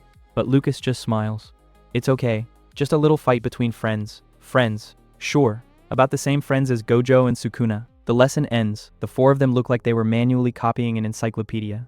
My fingers hurt, my head hurts. The desire to live is gradually disappearing, but Lucas calmly checks his notes, and he nods contentedly, because his plan turned out to be brilliant. Why sit and write lectures yourself, when you can force others to do it? Bro literally discovered the skill, academic slavery. After school, he collects all the notebooks. The students look at him like he's a burglar. Are you going to report us? No. And then everyone has hope, which lives for exactly 3 seconds. But you can file a school violence report at any time before graduation. Lucas's smile widens. The smiles of the students disappear forever. Now they understand. He's not going to turn them in today. He just signed up for eternal fear. Moreover, he already has a medical certificate. That is, this person has prepared in advance. A real strategist. A real monster. A real bureaucratic boss. Lucas takes the notebooks and leaves. And then the Sufferers Club meeting begins. He's a bandit. He stole our notebooks. This is extortion. No, it's a rental. Shut up. In fact, the whole group is currently going through 5 stages of acceptance. After class, our guy goes to the training ground, and Leo is already waiting for him there.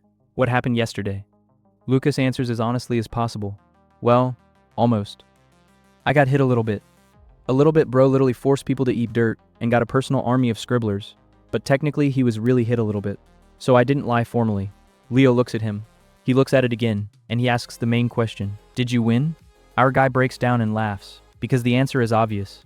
Do you think they would have listened to the loser? And then Leo starts laughing too, because now everything is clear. The legend just went out alone against several magicians and framed a new philosophy of life for them. Then the training begins. 3 o'clock. 3 hours of pain. 3 hours of sweat. 3 hours of trying to make Lucas not a walking skeleton, but a full-fledged human being. And that's where the difference becomes apparent. Leo stands fresh after a workout, like after a nap. Lucas looks like he just walked through a SWAT obstacle course. Our guy opens the status. My health has increased slightly. The skill has grown. The mental strength has grown. Everything is growing, but slowly. Too slow. And it's starting to annoy him. Because there are exams ahead, quests, magic, survival, and 1,000 more problems. Lucas is already thinking about cutting back on sleep. So bro is officially part of the mad workaholic arc. But then Leo remembers something important. By the way, the herbs have arrived. Exactly the ingredients that Lucas had been waiting for several days. Our guy is already starting to make new plans. But at that moment, the system appears. And as usual, she decides to ruin his evening. A new assignment, reach 0 health points, period of execution. A week, Lucas looks at the assignment, then look at your characteristics, then back to the task, because now his health is minus 3.3, and it rises by about 1 in 10 days. That is, the system had just given him a level quest. Run to the moon on foot. The time is 7 days. Our guy starts laughing, because this is no longer a test, this is a natural mockery, and it seems that next week promises to be as much fun as possible. Our guy returns to the dorm, and immediately understands. The system again decided to arrange a quest for him from the category. Do the impossible in a week, and don't ask questions. The task is simple, raise your health to 0, that's all. The only problem is that his health is now somewhere deeper in the red than the student's financial situation after the sale. But Lucas already knows, if the system gives a reward, then there is a way. You just need to find a loophole. And then it hits him. The offer came exactly after Leo showed him the herbs he needed. A coincidence? Of course not. The system is literally flashing a huge neon sign. Bro brew a potion. Therefore, our self-taught alchemist immediately begins to make plans. Hunting for new elixirs? No, it's been too long. Buy something rare? Not either. Time is running out. Therefore, the only option remains. Conduct experiments. On whom? On myself, of course. Because our guy stopped respecting safety a long time ago. The next day, Lucas comes to class. His 4 new volunteers immediately get tense. He returns the notebooks, and he's smiling. From this smile, the guys already want to write a will. But suddenly Lucas says, I'm not coming to class today. Everyone freezes. What? I'm sick. Then who will write the notes? Lucas looks at them as if he's explaining the obvious to children. You. Bro even manages to organize the remote exploitation of the workforce on sick leave. A real middle-level manager. Before leaving, he adds more. See you at 6. And he leaves.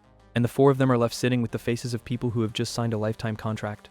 Back in the room, Lucas begins to prepare the lab. Flasks, vials, poisons, herbs. From the outside, it looks like a young magician has decided to open an underground drug cartel. And then he notices something strange. The narca animal is sleeping on the bed. The same hamster mouse. I don't know what. Lucas looks at him. The animal looks at Lucas. They're both trying to figure out what's going on here. Our guy takes it back to the administration and goes back to experimenting. Because something else is more important right now. Poison. A lot of poison. There's only one problem. How do I check the results? Test it on an animal? I don't want to. Test it on another person? Also not an option. So Lucas does what any self-respecting mad scientist does. He experiences everything for himself. Bro is literally playing Russian roulette with alchemy. Day after day goes by. The poisons mix. Potions are brewed. The body is suffering. And one evening, it covers him. My body is shaking. My hands are shaking. He feels like he's got the flu, poisoning, and a curse at the same time. Our guy looks at the trembling hand. Damn it. But instead of stopping, he drinks more. Sure, who would doubt it? And then a miracle happens. It opens the status. And it literally falls out. Health, plus 3.3, plus 3.3. In one day. Bro just turned a deadly poison into sports nutrition. A real alchemical cheat code. Our guy starts laughing. Because it really worked. Not a theory. Not a hypothesis. It really works. Now the poison doesn't kill him. Now the poison is pumping him. In fact, Lucas subscribed to the reverse logic. Then the verification begins. Magic first. He snaps his fingers. And a fire breaks out in front of him. But not the usual one. The flame became brighter, cleaner, more beautiful. It was like he used to play on an old laptop. And now he suddenly launched the game at maximum. Then he tries the divine power. And then the show starts.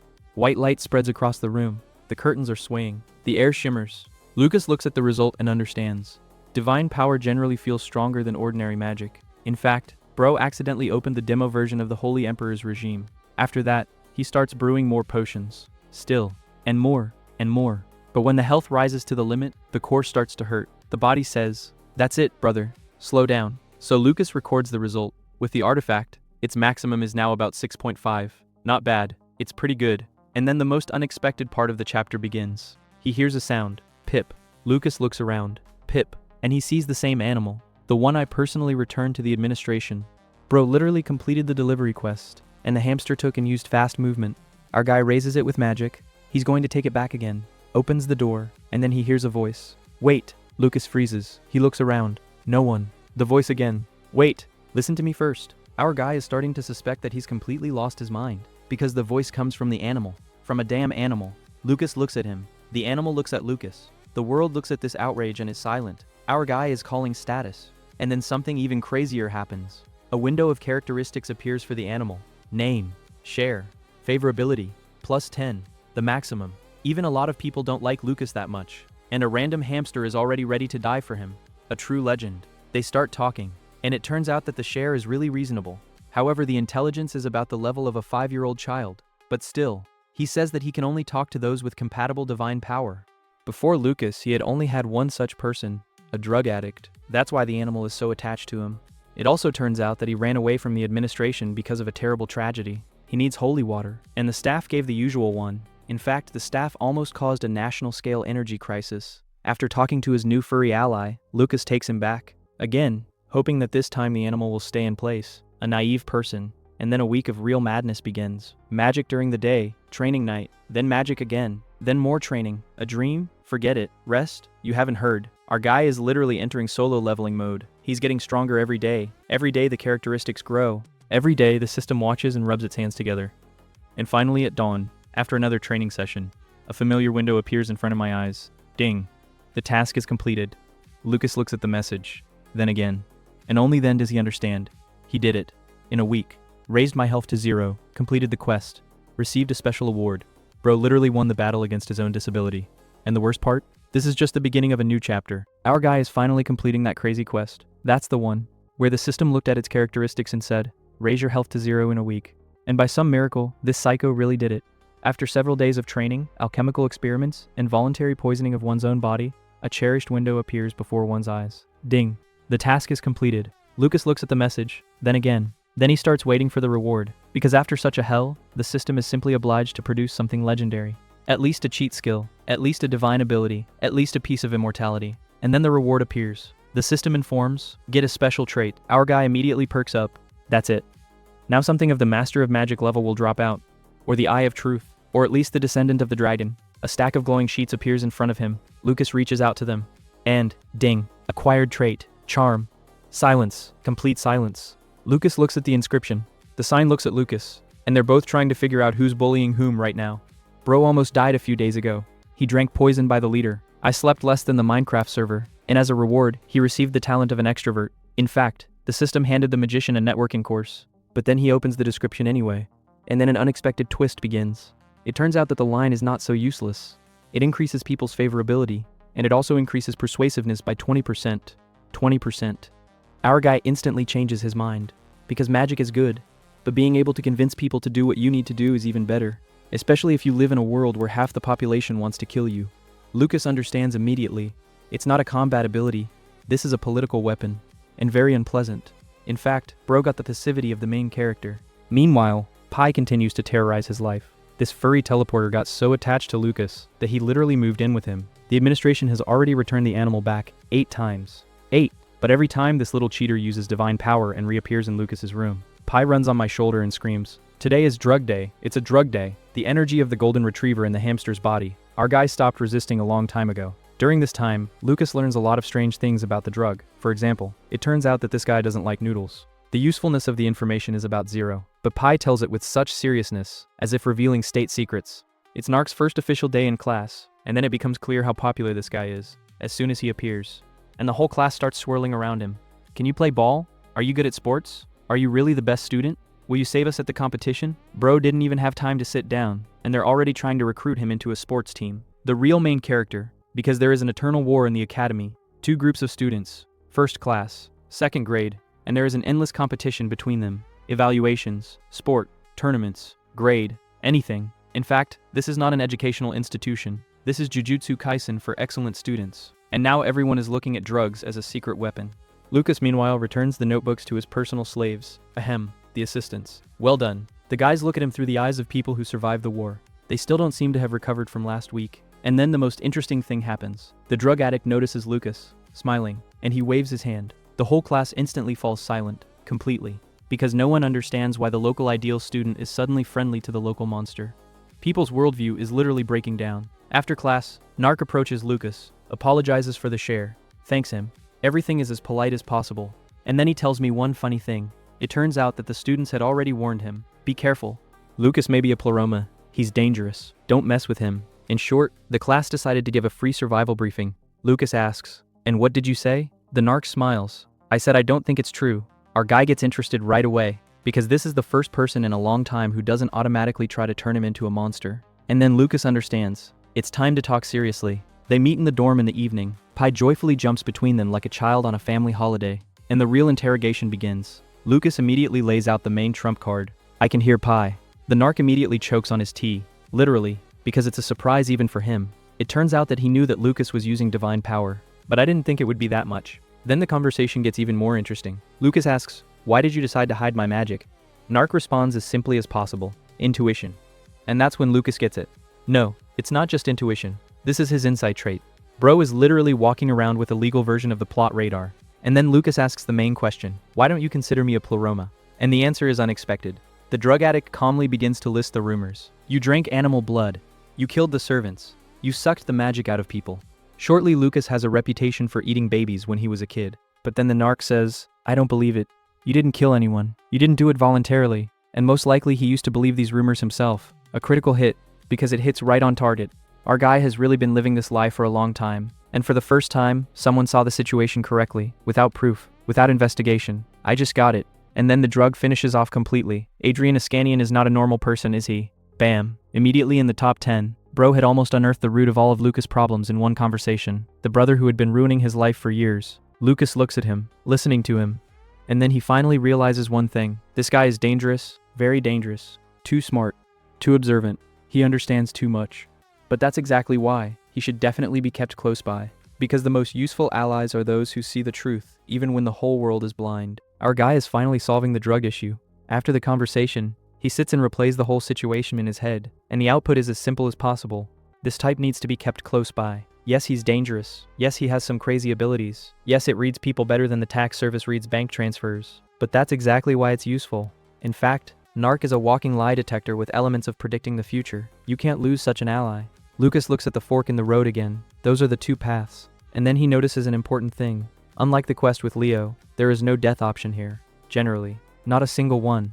So the system literally says, relax bro, this guy won't stab you at night. The logic is simple. If the drug was related to Adrian or posed a mortal threat, the system would have shown another inscription in the style of Chapter 10, Death. but there is nothing like that. Conversely, after deciding to get close to him, the probability of survival increased by another 1%. For Lucas, it now looks almost like winning the lottery, so he smiles and says, "Thanks, you've clarified a lot." The narc is smiling too, and suddenly clutches his head. Our guy immediately gets tense, because usually after such movements, people either die or start telling a tragic backstory. But it turns out to be simpler. Bro just overloaded his abilities. The drug admits, "It looks like I won't be able to use them for a couple of weeks." Now that's interesting. It turns out that even his cheating skills have a rollback.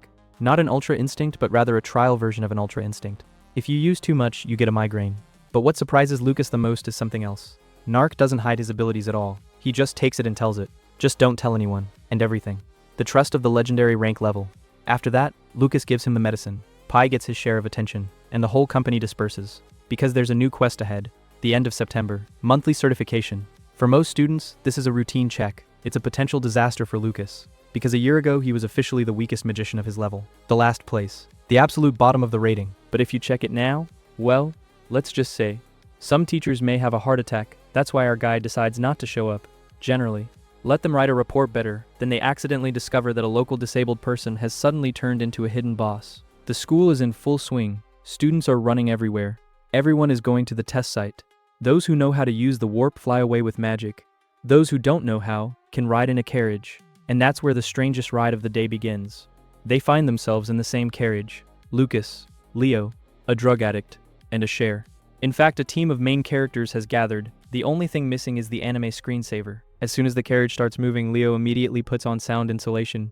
Because this guy figured it out a long time ago.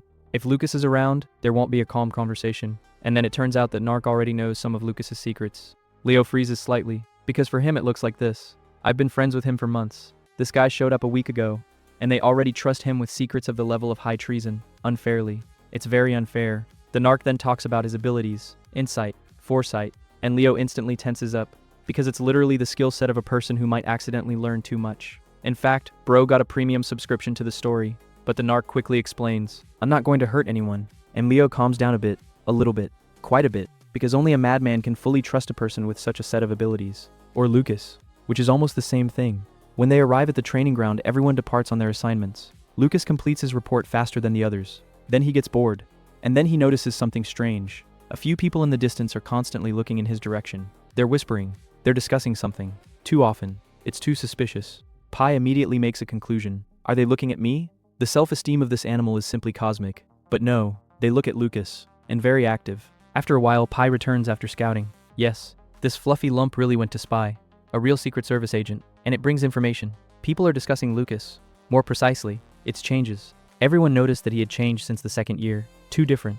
Our guy understands everything right away. Rumors have already started circulating outside the school, shopping, through the streets, around the city. Information is starting to spread. And that's important. Because along with the rumors, Adrian may come. So Lucas does what any normal person does. Buys a whole stack of newspapers. Okay, any normal paranoid person. He returns to the carriage. He puts his wand on the newspapers. Activates a search spell. And he says, Ascanian.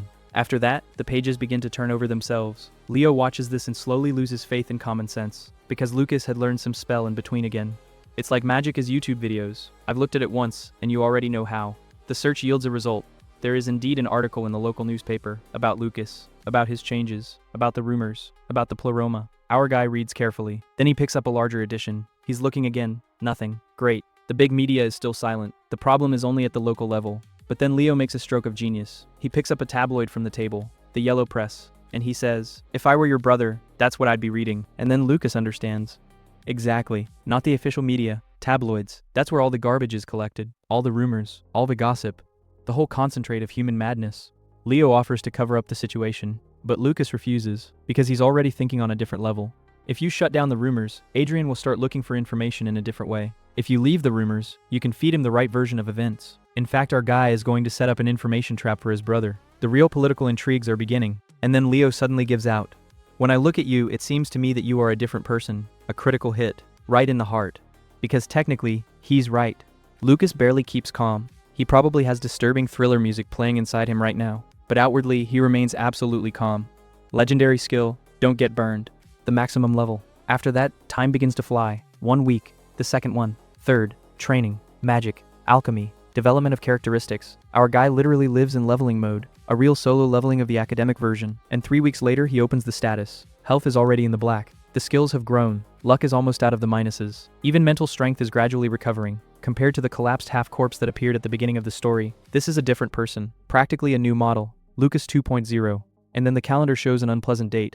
Tomorrow. Midterm exams. So the next boss fight begins. Only instead of monsters there will be teachers. And it's probably even scarier. Our guy is finishing another workout with Leo. It's already evening. More precisely, it's almost night. The clock says 6.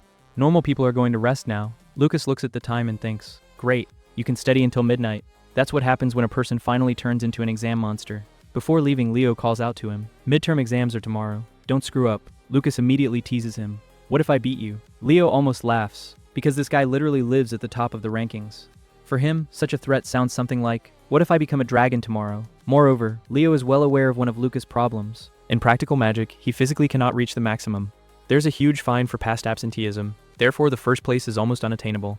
But our guy doesn't need it. He's not chasing the Academy's throne at all. He only needs one result: raise your reputation. No more, no less. Returning to the room, Lucas discovers another mountain of clover on the table. Clover is already literally taking over the territory.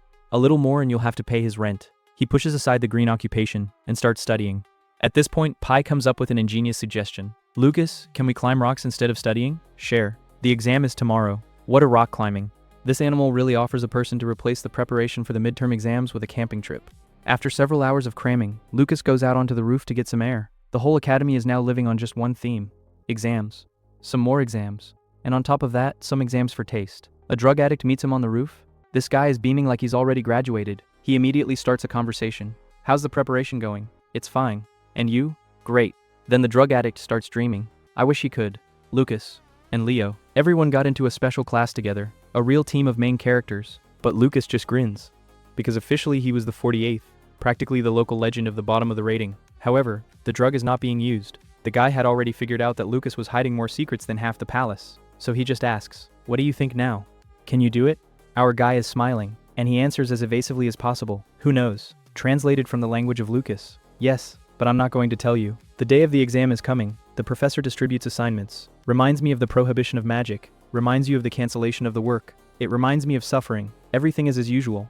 And then the fight begins. Not with swords. Not on magic. On intelligence. The scariest kind of combat. A week of exams is passing. And now comes the final evening. The whole academy is literally going crazy. Someone is praying. Someone is crying. Someone is already making excuses for parents in advance, because the results are being published today. Lucas calmly returns to the room. He takes out a report card, opens old ratings, and he sees the classic story of his predecessor. 50th place, 50th place, 49th place, 48th place. Bro has been so consistently ranked at the bottom of the rankings that it can already be considered a talent. The tower clock strikes midnight. The ink starts to move by itself. A new line appears. Our guy is watching. He's waiting. And finally the result appears. 6th place in the class. 10th place in the entire faculty. Silence. Complete silence. And then Lucas exhales. Turnout. Perfect. Not the first place. Not the second one. Not too loud.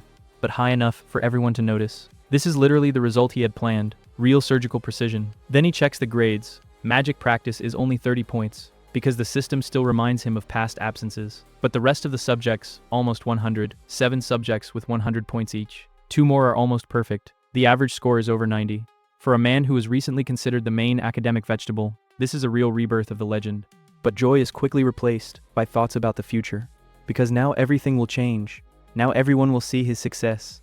Classmates, teachers, rumors, newspapers, and the most important thing, his brother. At this moment, Pi appears, as always without warning, like a little furry Secret Service agent. Lucas, what? The narc wants to know your rank. Our guy doesn't even think about it. Tell me I screwed up. Pi disappears, is returning. He says it's a lie. Lucas smiles. Good guess. Even a drug addict has already learned to recognize the level of this person's lies. Progress. Monday is coming, and the classroom turns into a stock exchange. Everyone is yelling. Everyone is counting the points. Everyone is trying to calculate the average score of the class, as if the fate of the world depends on it. Lucas goes inside, and he sees the calculation sheet. He's watching it out of curiosity, and immediately notices the problem. It was recorded as 0, a complete 0, absolutely, round, because no one even imagined that Lucas could pass the exams properly. He approaches the student. He takes the paper, watching, returns. Did you write me down as a 0? The whole class instantly falls silent. The atmosphere becomes so heavy, as if a duel is about to begin. The guy starts to get nervous. He mumbles. He makes excuses. She remembers last year, trying to survive, but Lucas just smiles, and he says, "Leave it as it is." After that, the atmosphere comes alive again. The students continue to discuss the special class, count the wins, compare the results, enjoy every place in the ranking as a World Cup winner. Then the professor comes, and the fun begins. Distribution of invitations to a special class. Julia goes first. Applause. Then Leo. More applause, because it's literally expected to be like sunrise. Then the drug. He comes out as the winner of the tournament. Receives congratulations. Returns to the place. Then Melvin. The guy is generally glowing with happiness. Bro is in a special class for the first time. It's the best day of the year for him. And so the professor takes the last envelope. The class is getting nervous, because no one understands who's left. All the candidates seem to have already ended. The professor looks at the list. He adjusts his glasses, and he says calmly, "Lucas." At this point, half of the class probably had a critical system failure. Because the guy who was written down to 0 yesterday, I just officially entered a special class. Our guy finally got out of the academic trash mood and began his journey to the status of a local boss. Bro finally begins to assemble his future team, and then the system decides to arrange a quest for him again. After getting to know the drug addict, our guy sits down and puts everything on the shelves. The system didn't just give him 2 paths. The first thing Lucas understands is that a drug addict is a very useful type, but not as critical as Leo.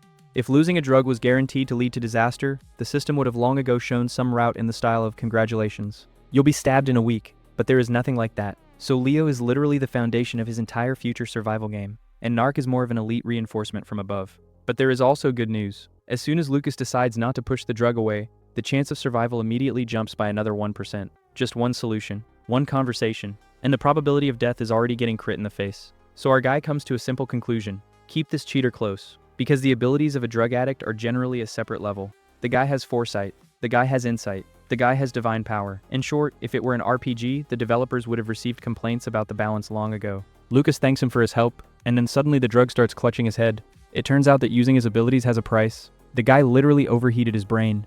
And the funny thing is, he doesn't hide it at all. Lucas is like that. "Are you seriously telling me your secrets now? And the drug?" "Well, yes. Just don't tell others." The trust of the "I met you yesterday" level. After that, Lucas gives him medicine, sends him home with Pi the rat, and switches to the next problem. Exams. More precisely, the monthly check of magicians. And then the real spy mode begins. Our guy specifically avoids a full-fledged check, because if anyone sees his real level now, then the legend of useless Lucas will die faster than the students after encountering his memory magic. Therefore, instead of the test, he writes a report and calmly goes to the landfill. A very interesting company gathers in the carriage. Lucas, Leo, a drug addict, and a rat. It's almost the starting lineup of some anime about saving the world. Leo immediately puts on soundproofing and begins the interrogation, because he still doesn't understand why the hell Lucas is confiding his secrets to a random exchange student. Then the narc reveals some of his abilities, and that's where even Leo gets a little hung up on. Foresight, insight, unique abilities. Bro is literally a walking spoiler for future chapters. Leo immediately realizes how dangerous this is. If such a person turns out to be a villain, then this is no longer a character, but a cheat code. But the drug is honest, greater than "I'm not going to hurt anyone." And Leo temporarily removes his hand from the imaginary alarm button. When they arrive at the training ground, Lucas notices something interesting. He's being watched, and not students. Ordinary people from the city, local residents, merchants, passers-by. Everyone is discussing him. Pi overhears the conversations and returns with a report. It turns out that people are already actively spreading stories about a suddenly changed Lucas, and then our guy understands. The rumors spread beyond the school, which means they'll get to his brother one day. Therefore, Lucas decides to conduct a reconnaissance. He buys a pack of newspapers, buys magazines. He returns to the carriage, and he starts using the magic of search. Bro literally launches the magic Google. Find a Scanion. The wand is glowing. The newspaper opens on the right page by itself. Leo looks at it and is like, "When did you even learn this?" And Lucas is as calm as possible. In class. Just imagine Leo's face. A person disappears from classes for half of his life. Then he comes, conjures like a Terminator, and he says, "Yes, I learned it in class." There are indeed articles about him in the newspapers. So far only in the local press. It's nothing serious. But the trend has already appeared. And then Leo pulls out the real threat. The yellow press.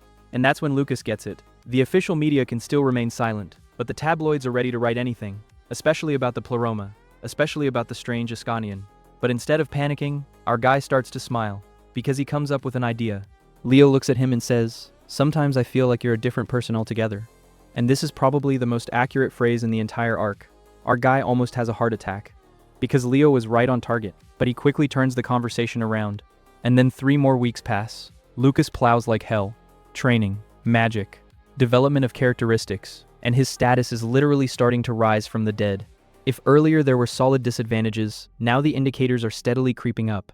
The ultimate monster is still a long way off. But bro has already stopped looking like a man who might die from a violent sneeze. And finally the day of the midterms arrives. The results are coming out. Everyone is waiting. Everyone is nervous. Everyone is discussing ratings.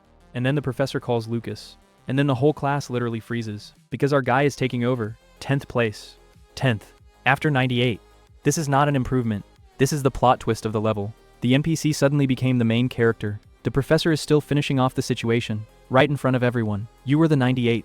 Thank you, professor. Very tactful. The whole class is looking at Lucas like they just saw the goblin get sage mode. And rumors are starting to spread through the school faster than the virus. After class, Lucas meets with Leo. And they both understand. From that moment on, hiding is no longer possible. The information will definitely reach my brother. The signal has already been sent. That's why Lucas reveals his real plan. Don't just learn. Not just to survive. He's going to create an organization. Leo gets tense at first. Then he asks, "Are you going to become a gang leader?" I really understand his reaction. With Lucas, you never know. But our guy shakes his head. No. He wants to create a secret society for the study of pleroma, officially. The research group, forecasting the actions of terrorists, crime analysis, preparation of reports. It sounds beautiful. It sounds legitimate. It sounds almost academic. But Leo immediately understands the catch. And he's asking the right question. And the real goal? Lucas smiles. And he gives out the main trump card. Allies. He needs people who will know the truth. People who don't consider it a pleroma. The people who would one day stand next to him against his brother. In fact, our guy is going to use the pleroma as a common enemy. Classic strategy. When there is a common monster, people unite faster. Leo listens and gradually begins to get high from the plan.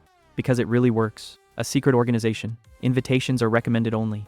Secret meetings. The feeling of being chosen. Confession. Affiliation. In short, Lucas is not building a club. He's building a cult. Only legitimate. And without sacrifice. For now. Leo agrees to help recruit people. The drug becomes a live detector of suspicious individuals. Everything is going perfectly. And then the system decides to laugh again. A new task appears. Recruit 10 participants in 72 hours. Lucas looks at the timer. He looks at the number. He looks at it again. And he understands. There is only one person in the organization right now. He's on his own. So he immediately grabs Leo and gives him away. Join my organization. Leo looks like he's crazy. Haven't I already joined?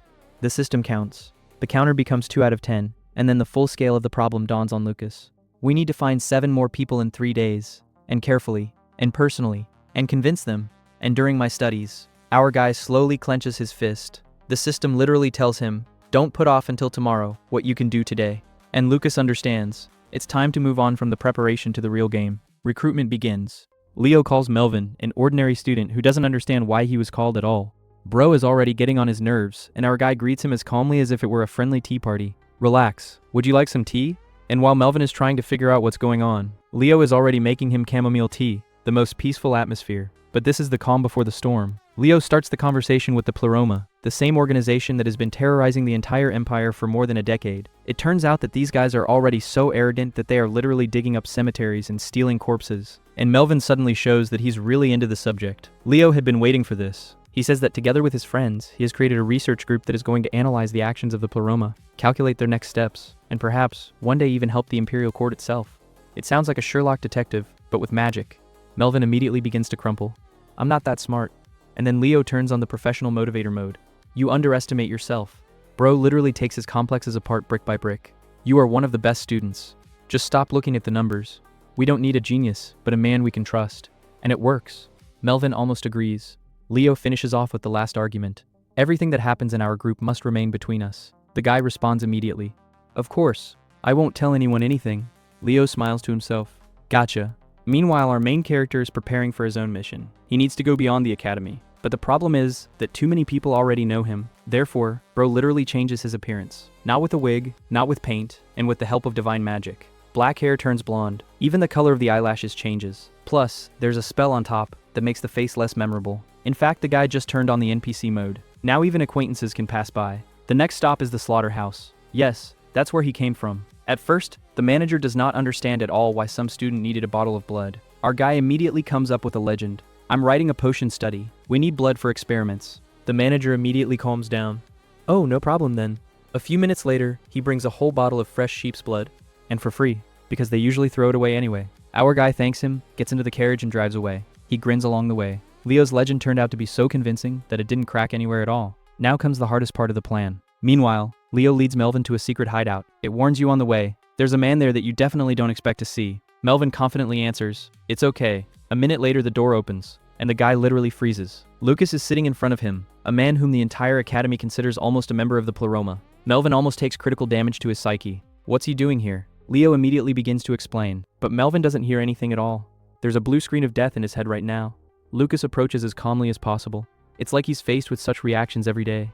"Sit down. I'll explain everything." The guy looks like he's going to run out the window, but he sits down anyway. And then, his gaze falls on the cup in front of Lucas. This, sheep's blood. Melvin literally explodes. He jumps up so abruptly that he knocks over his chair. The narc barely manages to save the mug with magic. Our guy takes the cup quite calmly, and he takes a big gulp of blood. He throws up a second later. He flies into the bathroom like a bullet. Green as a zombie is coming back. He sits down, and he's barely holding on again. Melvin doesn't understand anything anymore. If it's a performance, then the actor obviously got into the role too much.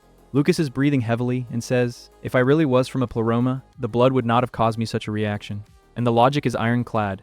The real members of the Pleroma quietly use blood in their rituals. For them, it's literally a consumable, and his body refuses to accept it. So much so that the guy runs off to the bathroom again. Melvin is already starting to have doubts. The picture of the world begins to crack, but then he remembers the main argument. Then what about the servant you killed 10 years ago? Here he is, the most serious charge. Lucas smiles calmly. He had already been waiting for this question. Inside he has completely different thoughts. In fact, he didn't kill that man at all, and his brother, but nobody knows about it. The case was quickly hushed up. There were almost no witnesses left, and the investigation did not even reach the Empire. And now our guy understands. You can't tell the truth, but lying head-on is also dangerous. Therefore he chooses the most cunning option, mix truth with lies so that no one understands where one ends and the other begins. He calmly looks Melvin straight in the eye. "You think all these rumors are real, don't you?" "Yes." Lucas pauses, and he gives out a phrase that Melvin's brain will finally depend on. "Of course. All these rumors, I created it myself."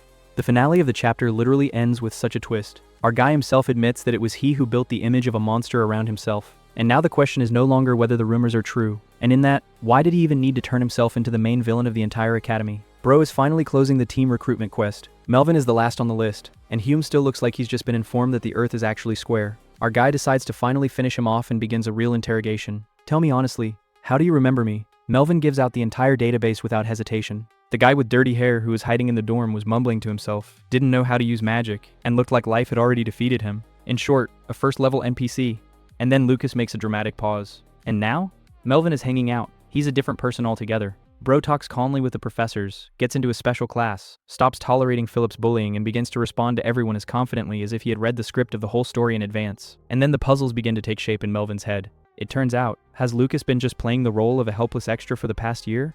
Our guy smiles mysteriously. The type comes up with the necessary conclusion by himself, beauty. But the main blow is still ahead. Melvin asks why the rumor about Pleroma was needed at all, and Lucas gives out a phrase, after which the poor guy's processor almost burns out. "I'm going to destroy the Pleroma." The room literally catches a critical error. Melvin looks as if he just heard that an ordinary schoolboy decided to single-handedly demolish an Akatsuki-level organization. Lucas calmly explains, "The Empire has been unable to deal with the Pleroma for 12 years. They constantly disappear, appear in unexpected places, and use strange magic. Which means, to defeat the monster, you need to get into the monster lair yourself." Our guy, without a single emotion, declares that he is going to penetrate right into the Pleroma. Melvin doesn't know what to be more surprised about. Leo silently confirms it. "Yes, that's why we're here." And everything. The last remnants of common sense finally leave Melvin.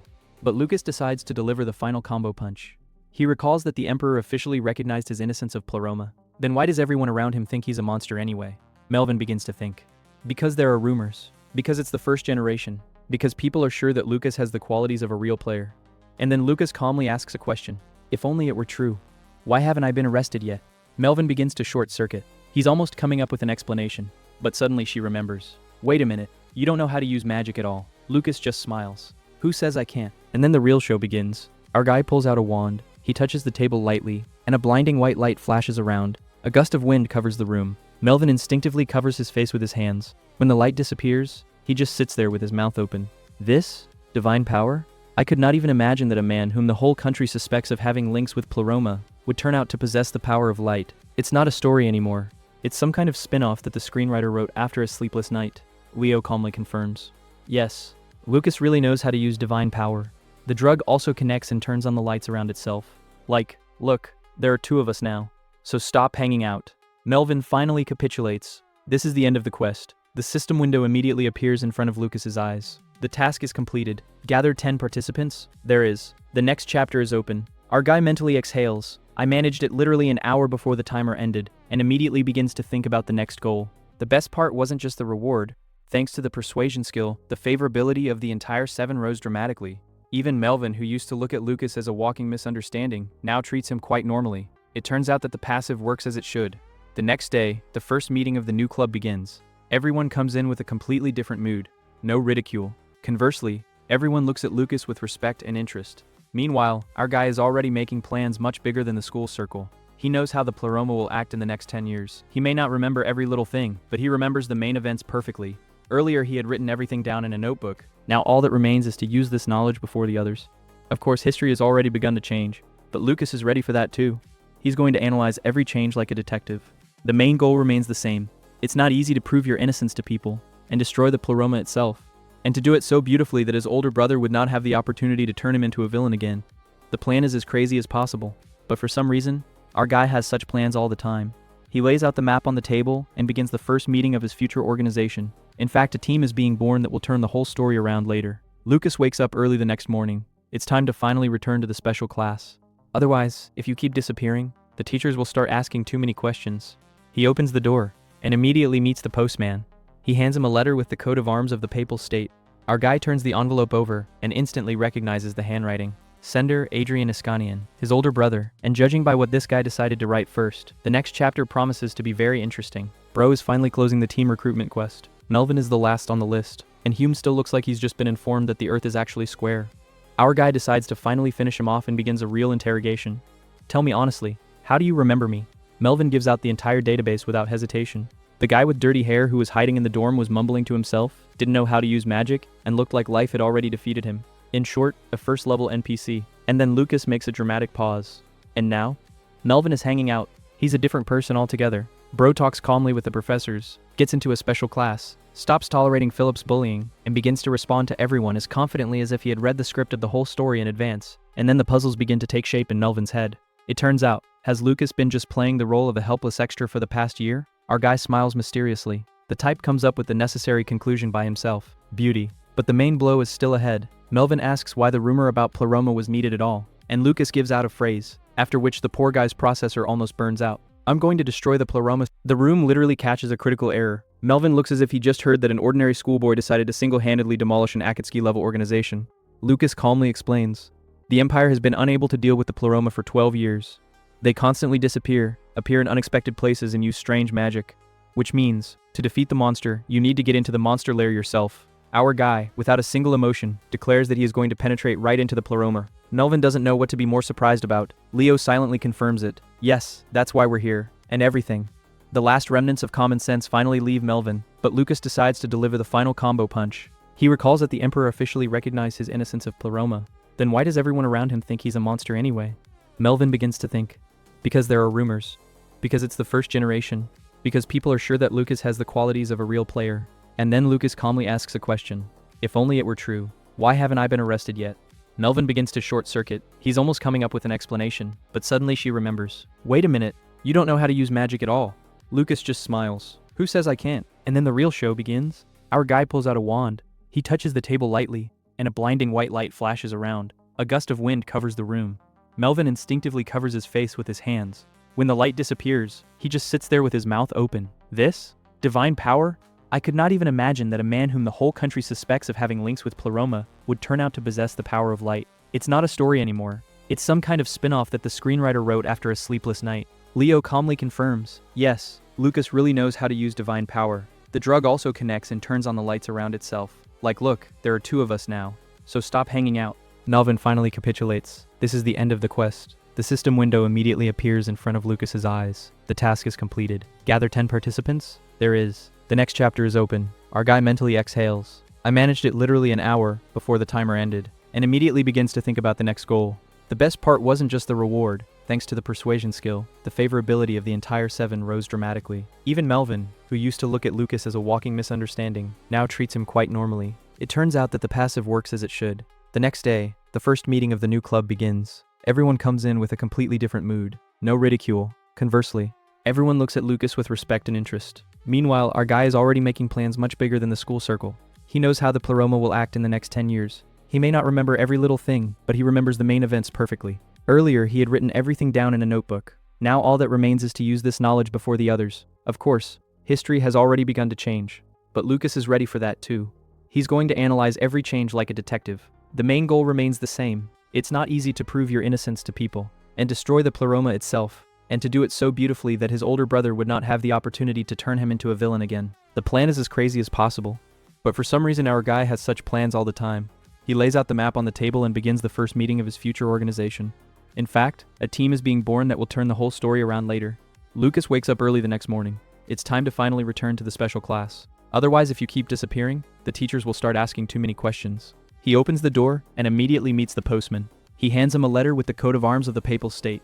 Our guy turns the envelope over and instantly recognizes the handwriting. Sender, Adrian Ascanian, his older brother. And judging by what this guy decided to write first, the next chapter promises to be very interesting. Is that really okay with you? After the morning meeting ended, Leo asked, finishing the rest of his tea. The drug addict, leaning back in his chair and having fun, looked at Leo and me and asked, "What's the matter? Something happened?" Lucas has a watchdog now. After these words, the narc's expression became serious. He set the chair down properly and raised an eyebrow. "What? Already? How did you find out?" He went to the post office and asked if a letter from his brother was lost. "What did you say?" Leo looked at me waiting for an answer. I took a last sip of my already cold tea and answered, "I just asked if it should come to me. Where do you get these tricks from?" Leo shook his head, brewing a fresh pot of tea and sitting down. It wasn't a particularly clever trick, but since Leo prefers to follow the rules to the letter, it was a question he would never think to ask. I just nodded. Unlike Leo, the drug addict seemed to find this approach funny and started laughing. "Haha, this is a really fast and easy method. So did you find out who it was?" "No, I need to find out. I didn't ask because they wouldn't tell me anyway." "Do you want me to find out?" "There's no need. To find out, I'll have to check each person individually. Level 2 insight is not omnipotent. It can only be used within the enemy's perception range, and it cannot reveal unknown events or dig deep. In addition, this is not a local, but an individual spell, so to determine the watchdog, you will need to meet with each person personally. If the ability had no limitations, I could ask for help, but since it consumes mental strength and causes headaches, it's not worth it." The narc nodded slowly, seemingly understanding. "Yes, it will be difficult. Maybe we should send a share to the post office?" "What would Pi do?" Leo asked, snorting with laughter. "He's smart, even if he can't read well." "What? He can talk."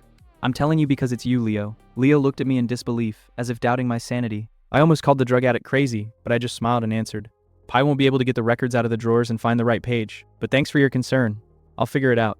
"Yes, it won't be easy to send a share." Leo had an indescribable expression on his face as we continued to talk about Pi. After thinking for a while, the narc clapped his hands. Why not use mind manipulation magic? It's best to avoid using magic whenever possible, and keep its use to a minimum until it becomes absolutely necessary. Leo chuckled. "So you have a way to find out without using magic?" I nodded. "Exactly. Everything is simple. Just live a normal life without giving them any leverage. Get up in the morning, attend special classes diligently, go to lectures, have lunch in your room, return to other lectures, and eat in your room again without leaving." Skipping evening classes in a special class with Leo is a little alarming. I referred to the fact that I was unwell, and made it mandatory to visit only once a week. Leo, having become a second-year student, constantly went to the training ground, so it wouldn't have aroused too much suspicion if both of us sometimes missed the same classes. For 2-day meetings of the organization, I could just warp as usual. As long as I stick to this, no information will leak. The problem is with the people who come to me. I was scribbling in my notebook, half listening to the magic potion lesson. The professor, dressed in a robe, looked at the students and asked, "Who knows the connection between the Wittelsbach family and medicine before the discovery of magic?" Except for Leonard, the students laughed along with Leo. The professor paused, and then looked at me. "Let's listen to the only student who got the highest score on the written exam, Lucas Ascanian." I put down my pen, stood up, and answered with a smile. Before the advent of magic, there was no meaningful connection. That's right. I'm bringing this up because today we're going to study a potion developed by the Wittelsbach family. This is the first potion developed after the advent of magic, which revolutionized magical medicine and the history of potions. Situations like this, when I need to speak out, are very problematic. It is at this time that my changes are most noticeable. After the midterm exams, I was called more often. This applies not only to magic potions classes. Similar incidents occurred in all 7 subjects in which I scored top marks. Besides, Leo mentioned that students approached me out of curiosity. The student who greeted me in the special class yesterday was most likely one of them. Who knows how many more will come? And the watchdog will be watching me at this time. But I can't keep playing the role of Lucas the freshman just because one person is watching me. It will ruin my image again. My brother probably noticed my changes through the tabloid press or local newspapers. Well groomed, I communicate normally with others and so on. so there's no need to go back to my freshman behavior, but it's also not worth constantly informing my brother about my changes. I need to check it out today. I closed my notebook and concentrated on the lesson. I gathered up the students' notebooks and left the classroom. Even after the midterms, their records had to be collected. In any case, they need to maintain this level by the final exams. After dinner, I left the dorm and walked weekly to the library. From time to time, I stopped to turn my head and take in the surroundings. Since it was only 7 o'clock, there were still a lot of people outside. The students looked at me curiously when they saw me standing still, looking around, and then disappeared. After reading in the library for a long time, I hurried to leave about an hour before midnight. As expected, there were only a few people around by this time. I quickly scanned the surroundings and started walking rapidly from the main entrance of the library to the back door, and then ran straight to the path leading to the third academic building. Out of breath, I stopped to catch my breath, leaning on my knees, and then ran again with all my might. I stopped and looked back. There was no one on the street. I looked around and noticed that my shoelace was untied, tangled in my other leg. I sat down in the alley and tied my shoelaces. I also untied and retied the shoelace on the other shoe. It's time to create some delays. I stood up, stepped on a small rock on the ground, and took a step. Because it was night, or maybe because there were no people, even minor noises seemed loud. It's perfect to alert someone about my location. Around the corner was a park at the edge of the school. I picked up my pace and quickly turned in that direction. Then, as soon as the park came into view, I quickly turned back. Bang! Yeah, well, it's amazing how easily you got caught. It almost tears me to tears. To be honest, I didn't expect to be caught at this stage. I pinned my pursuer against the wall and tightened my grip. A man I had never seen before shook his head in confusion. What? You even used a silencing spell. Well done. Let go. He pulled his hand away. I pressed him against the wall again and asked quietly, Who are you? Who are you talking about? I'm asking, who sent you to act so stupidly? This guy wasn't the one who received my brother's letter. The one who received my brother's letter entrusted it to the student. My brother is not the type to act so casually. Although I arbitrarily used the term watchdog, my brother's letter probably did not include a single suggestion of surveillance. How could he risk betrayal by taking such a bold step? The letter to the recipient, like the one I received, will be full of warm words about caring for his younger brother. Among them may be a request to convey my well-being from time to time, given his concern for my health. Considering that I find my brother intimidating, it wouldn't be strange if someone asked about my well-being. My brother would have mentioned this to the recipient. The logic was reasonable. The recipient misunderstood the intent. He mistook a simple request to let me know how I was feeling for a hidden order to keep an eye on me. Of course, this is partly true, but there's a reason my brother didn't mention the surveillance explicitly. If someone wanted to analyze his words, they had to take it into account. My brother made a mistake this time. He chose the wrong person, revealing everything. It's time to think about what my brother wants. He needs to know the following. Why have my grades and behavior changed? Am I changing to live more independently, or is there another reason? He needs to know the exact reason. If it's the former, then the system my brother has been building for 20 years may eventually collapse, so he needs to prepare immediately. Therefore, he considers the first possibility, but if he openly appoints a watchdog, it confirms his malicious intent towards me, suggesting the first possibility. In the end, the recipient chose a stupid path. Despite thinking, the student shook his head vigorously and shouted, "Sent it? No one ordered me to." "What do you mean nobody?" "Someone my brother can trust. Someone who knows both my brother and me well enough to entrust my well-being to him." The student doesn't really fit into this coincidence. If one part fits, the other part doesn't quite match. I looked into his eyes and said, "Bro, after all this Lucius movement, we switched to another genius who also plays chess, while the others play tic-tac-toe." The morning starts calmly. Leo suddenly asks Lucas, "Are you even satisfied that you are being followed now?" The narc immediately perks up. "What? Have you found a watchdog yet?" It turns out that Lucas just went to the post office and asked as innocently as possible, "I'm sorry, but was the letter from my brother supposed to come to me by any chance? Bro didn't hack anything at all. No magic. No spies. I just asked the right question." Leo sits and looks at him with the face of a man who has followed the rules honestly all his life, and then saw someone passing the game through a secret passage. "Where do you even get such tricks from?" The drug generally laughs. "Ha, beautifully thought up." However, Lucas will never find out the recipient's name. The postal workers aren't that stupid. The narc immediately offers to use his ability. "Do you want me to figure it out myself?" But Lucas refuses, because his ability is not 100% cheating. To test a person, you first need to meet them in person. In other words, we will have to literally review half of the academy. Narc is already offering a completely insane option. "Then we'll send a share." Leo looks at him. And what will he do? The narc is absolutely serious in his response. He's smart. He can even talk. Leo is already losing track of where the joke ends. Lucas just smiles. "Thanks, but Pi won't be able to go through the mail archive. That's where the ideas end." And Lucas calmly declares, "I'll decide everything myself." Bro has already come up with a plan. The plan turns out to be as boring as possible at the same time, and as brilliant as possible. Lucas literally begins to live like the most exemplary student at the academy. Woke up, I went to classes, I ate, More classes. I ate again. He's sitting in the room. It doesn't go anywhere. No suspicious trips. No secret meetings. He even starts skipping evening workouts with Leo on the pretext of feeling unwell. If he's really being watched, then the observer literally starts watching the most boring reality show in history. How Lucas reads a book for 20 minutes. How Lucas eats soup. How Lucas reads the book again. This is the content, but there is one problem. Lucas himself has changed. After the midterm exams, the teachers constantly call him to answer. Bro wrote the tests too well. Now it's getting harder to hide. The professor even says, "Except Leonard. Let Lucas answer." Our guy answers calmly. He hits the nail on the head, and he sits down again. There is no pathos. But that's exactly what my brother needs. Every time the watchdog sees, Lucas was different, more confident, more intelligent, more sociable, and it's dangerous, because the older brother will definitely be interested in the reason for such changes. Lucas understands this perfectly well, therefore he finally decides to calculate the observer. In the evening, the real hunt begins. After leaving the library, Lucas purposely leaves just before midnight. The street is already empty. Ideal conditions. He starts taking a strange route, then it stops, then he looks around, then suddenly turns off, then he starts running.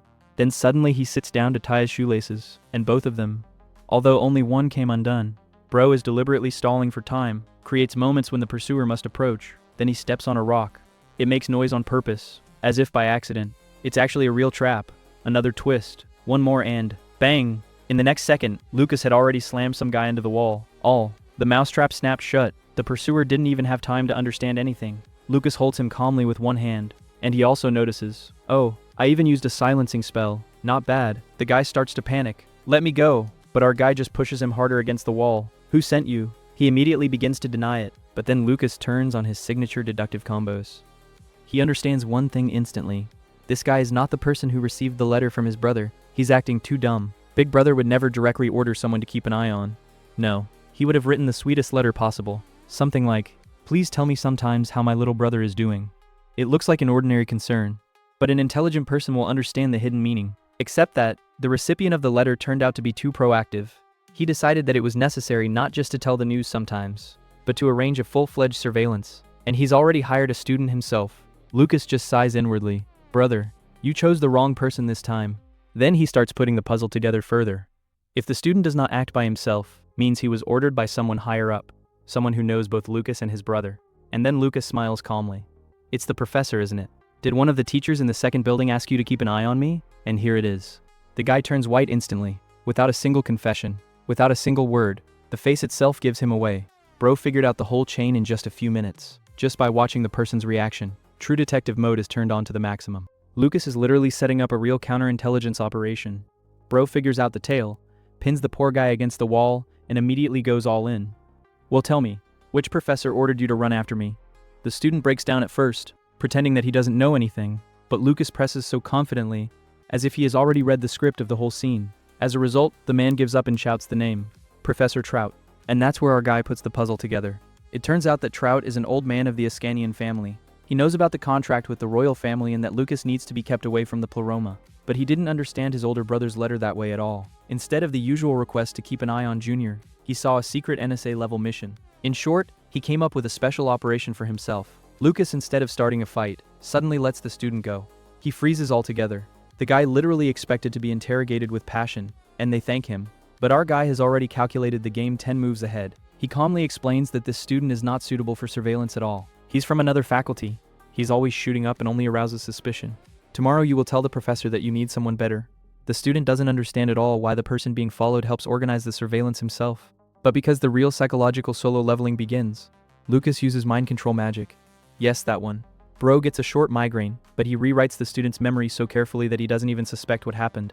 After that, Lucas immediately wakes him up with holy power, as if nothing had happened. The poor guy wakes up in complete shock. The last thing he remembers is Lucas turning around. Now he's facing an absolutely calm guy. The student begins to justify himself. I wasn't watching. I just wanted to talk. And Lucas immediately plays along. Now the play begins especially for the older brother. The student asks if Lucas has really changed that much. Our guy is deliberately pretending to be slightly awkward. Like, yes, it's hard to communicate, you just have to try for the sake of grades. It is this information that the student will then take to the professor, not the truth. And the truth that Lucas wants to show. A true master of information warfare. The next day, the student comes to Professor Trout and reports the results. He says that Lucas hasn't changed much. All the rumors are greatly exaggerated. I just became a little more talkative. Why? Yes, because the family requires good grades. and participating in presentations made him start communicating with people. That is, there is no great awakening of the personality. An ordinary excellent student, Trout writes everything down carefully, every fact, every little thing. He even concludes that Lucas was simply cornered by his studies. This is what will then go to the older brother. Nicely. Very beautiful. But then the unexpected happens. The student remembers one more thing. He suggests replacing the observer. They say that he studies at another faculty altogether, constantly crosses paths with Lucas by chance and looks as suspicious as possible. It's better to put someone from his special class. The professor agrees, and at that very moment he enters the office. A drug addict. Bro shows up so timely that it feels like Lucas wrote the script himself. He makes the most innocent face possible and asks about the summer courses. But before that, he accidentally hears a conversation about Lucas. A coincidence? Sure, if you believe in coincidences. Later, the whole company gets back together. Pi happily announces the news. Now the narc will be watching Lucas. And that's exactly what Lucas wanted. Instead of a random student, a person from their own organization now becomes an observer. It turns out an ideal scheme. The narc will bring the professor only the information that Lucas himself allows to see, which means the older brother will also only see what he is allowed to see. Bro literally replaced the scout with his own man. Checkmate. After that, Lucas decides to check the main indicator of his life. He opens the system. The probability of changing your own destiny has increased again. 79%, plus another 1%. For some, it's a small thing. For Lucas, it's another step away from his own death. Our guy is genuinely smiling for the first time in a long time. The plan worked. But no one is going to relax. The weekend is coming and the organization is meeting earlier than usual. Lucas immediately assumes the role of commander. Stop just collecting information. It's time to analyze. He lays out graphs of Pleroma's crimes for the last 2 years in front of everyone. At first, the numbers look like a random set. Then students begin to notice patterns. In winter, attacks, rituals, theft of corpses, desecration of graves, and all sorts of extremely creepy things take place. In short, it's like the developers of Halloween decided not to stop. In summer, a completely different story begins. Abductions, recruitment, propaganda, expansion of the organization. Leo quickly notices a pattern. Narc adds his thoughts. The rest start to build hypotheses. And Lucas just nods calmly. That's exactly what he was leading to. Now they are no longer just a group of students. They begin to think like a real analytical department, which takes apart the entire Pleroma system step by step. Our bro is doing a whole brainstorming session on Pleroma. Everyone already thinks that the conversation is over, but no. Lucas takes out new papers and is like, now let's talk about something you won't like at all. It turns out that spoiled animals began to appear en masse throughout the empire. Leo has already personally encountered this horror and remembers seeing rotting rats that literally devoured each other. The picture is as disgusting as possible, and then our guy immediately comes up with a theory. Most likely Pleroma is already testing her resurrection rituals on animals. In fact, while people are running out, these types have decided to switch to anything that somehow breathes. One student immediately asks a logical question. If they've been able to do this for a long time, why have they started now? And then Leo, without unnecessary emotions, just finishes everyone off. Because people have run out. The room immediately becomes so quiet that you can hear someone getting uncomfortable. Our guy immediately posts statistics. Until a few years ago, Pleroma abducted only a couple of people a year. Then 7.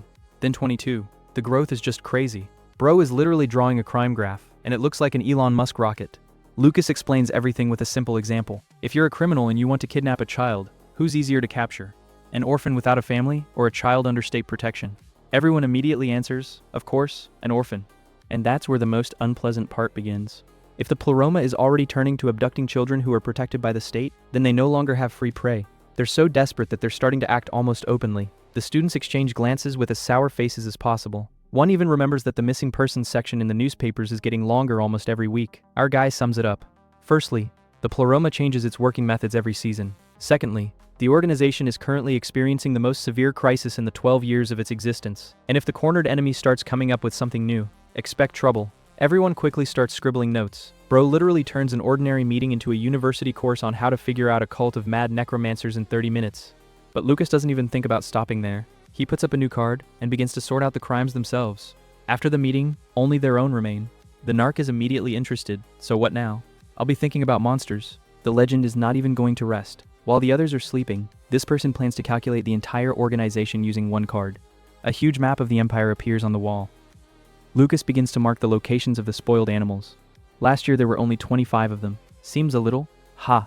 This year the bill is already almost 1,000. This is where it gets really scary. Even the royal family had already been forced to create restricted areas to contain the spread of monsters. The drug addict looks at the map and suggests a simple idea. What if Pleroma's labs are located near monster spawn sites? Lucas shakes his head. It's too obvious. If it had been him, he would have conducted experiments anywhere and dumped the corpses in another place altogether. But the drug immediately turns the situation around, or vice versa. They deliberately make the obvious option because no one will believe it.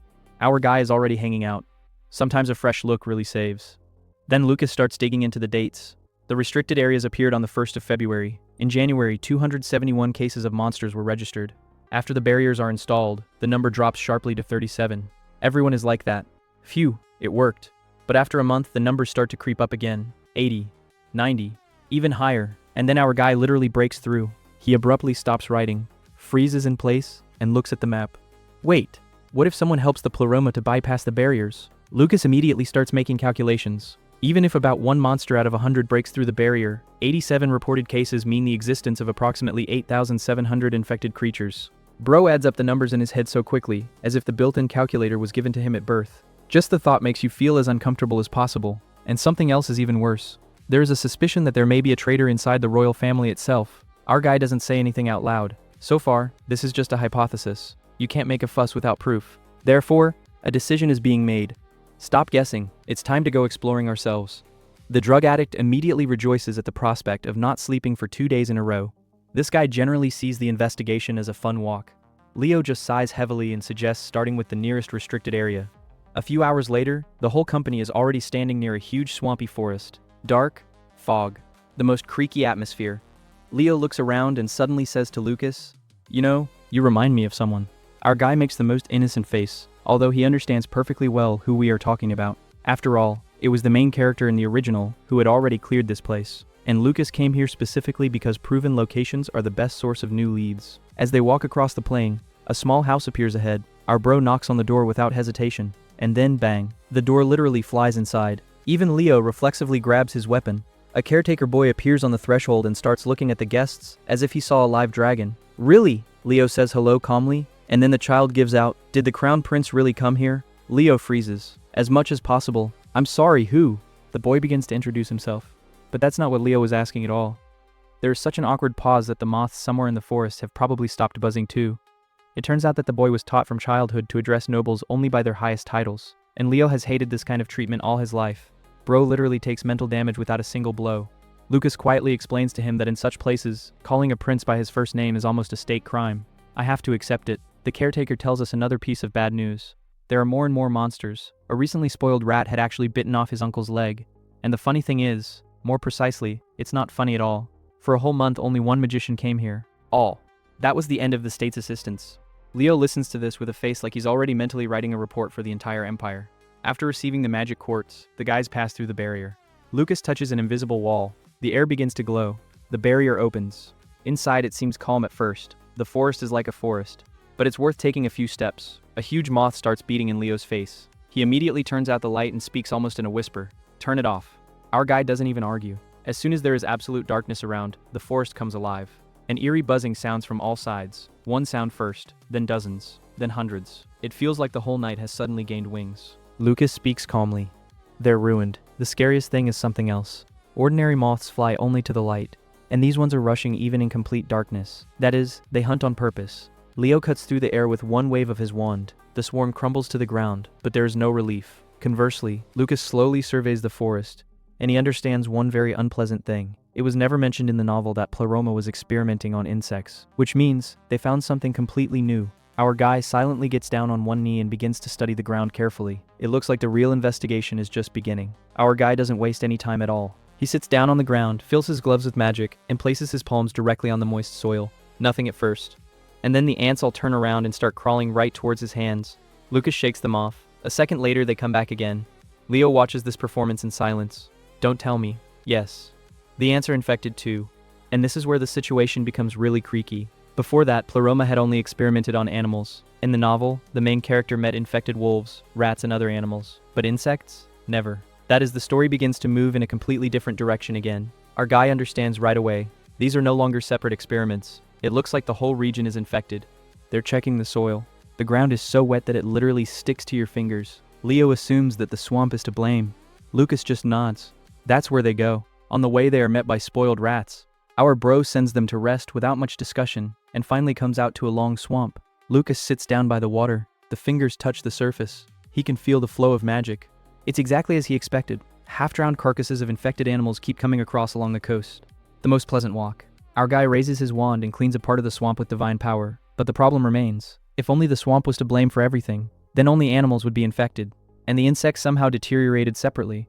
Bro understands one unpleasant thing. The novel is changing again, and it's changing faster than we'd like. You can't find more information here. Let's go back. Leo is surprised. Already? But Lucas had already put the puzzle together. If infected animals sometimes pass through the barrier, insects can certainly do that. So you need to look among people already. After returning to the caretaker, our guy begins the real interrogation. Has anything strange happened in the last month? Unusual illnesses? Bites? Insects? Any little things? The caretaker thinks for a long time. Then she remembers. Mosquitoes. In autumn. In the very north of the empire, where it's almost winter, and for some reason they still bite, and they itch more than the summer ones. As suspicious as possible. There are no other leads. Lucas is about to leave, and then the door opens abruptly. People in uniform enter the room. Everyone lines up in a row and bows. Welcome, Your Highness. Leo is mentally dying. Bro dislikes all this pathos so much that he would love to go fight monsters again now. It turns out that the local Baron's people found out about the arrival. The Baron himself is not at home, so assistants have been sent to meet the guests. Leo has to portray an important noble.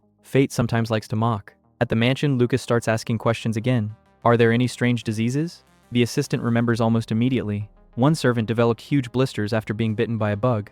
2 weeks have passed. They still don't go away. Our guy quickly makes a note. There is little evidence, but there are too many coincidences. After the conversation, the assistant leaves. Lucas stares hard at his notes. Leo offers a simple solution. Walk around the village by yourself. Suddenly, infected insects have been spreading around for a long time. Our guy is already going to agree, but suddenly he changes the plan. Leo, you go alone. And you? I have a better idea. And that's where the real genius begins. Lucas puts on a new identity. He's not a servant anymore, not a hunter, and the mysterious Sir Nicholas. He occupies a room in an old monastery, which has long been turned into a school. However, at first they give him a huge hall. It looks like the Magic World Championship finals are going to be held here right now. Our guy claps his hands. The echo walks around the room for about 10 seconds. No. Excuse me? I need a regular audience. The Baron's assistant is almost crying. He was obviously counting on beautiful photographs for the newspapers. But Lucas doesn't really care. In a few minutes, the real reception of residents begins. People come in one by one. For locals, the use of divine power is almost a real miracle. The first old man actually folds his hands and thanks Lucas as if he were a saint. Our bro is hanging out a bit, then he just nods. Well, okay. So be it. He starts purifying people one by one. Dozens, then dozens more.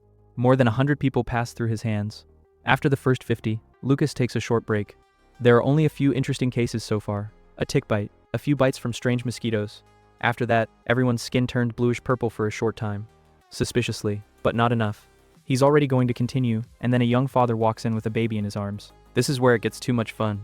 The baby looks terrible. The skin is gray-blue. The joints are covered with ulcers. Doctors haven't been able to do anything for a week. Magical healing is too expensive. The last hope remains. Our guy carefully infuses divine power into the child. At first, one hand gradually returns to its normal color. Then another one. The infected magic is literally starting to recede. Lucas deliberately acts slowly to understand the nature of the disease, and only after a long cleaning completely destroys the contamination. The young father almost falls to his knees. Thank you so much. But that's not what Lucas is interested in right now. Were there any mosquitoes? Yes. That's it. One more confirmation. It turns out that the mosquitoes somehow survived the cold. Residents even tried to clear the stream, to no avail. There were no fewer insects. It was after that that people started experiencing strange symptoms. Our guy is smiling quietly, not because the situation is funny, but because I finally understood the scale of the problem. Before that, he had thought that the pleroma was just spreading residual infected magic, but now everything looks much scarier. What if they've learned to use insects as living syringes? Imagine, a mosquito bites a person. He introduces experimental magic along with the blood, and the disease begins to spread by itself. Bro is literally witnessing the birth of a magical biological weapon. If this technology really works, the pleroma will be able to infect entire regions without a single open attack. The Empire won't even realize when it's lost. Our guy is slowly closing his notes. The scale of the problem was much larger than he had expected. But there is also good news. If he's the one who stops it, for the first time, Nicholas' name will resound throughout the Empire, and this will be his first truly great achievement. And as if on purpose at this moment, ding. Well, of course, the system again decided to choose the most dramatic moment. After completing the investigation, a familiar window finally appears in front of our guy. Ding. The 4th chapter has officially started. So far, the plot is breaking in all directions, but the system has not completely lost its composure.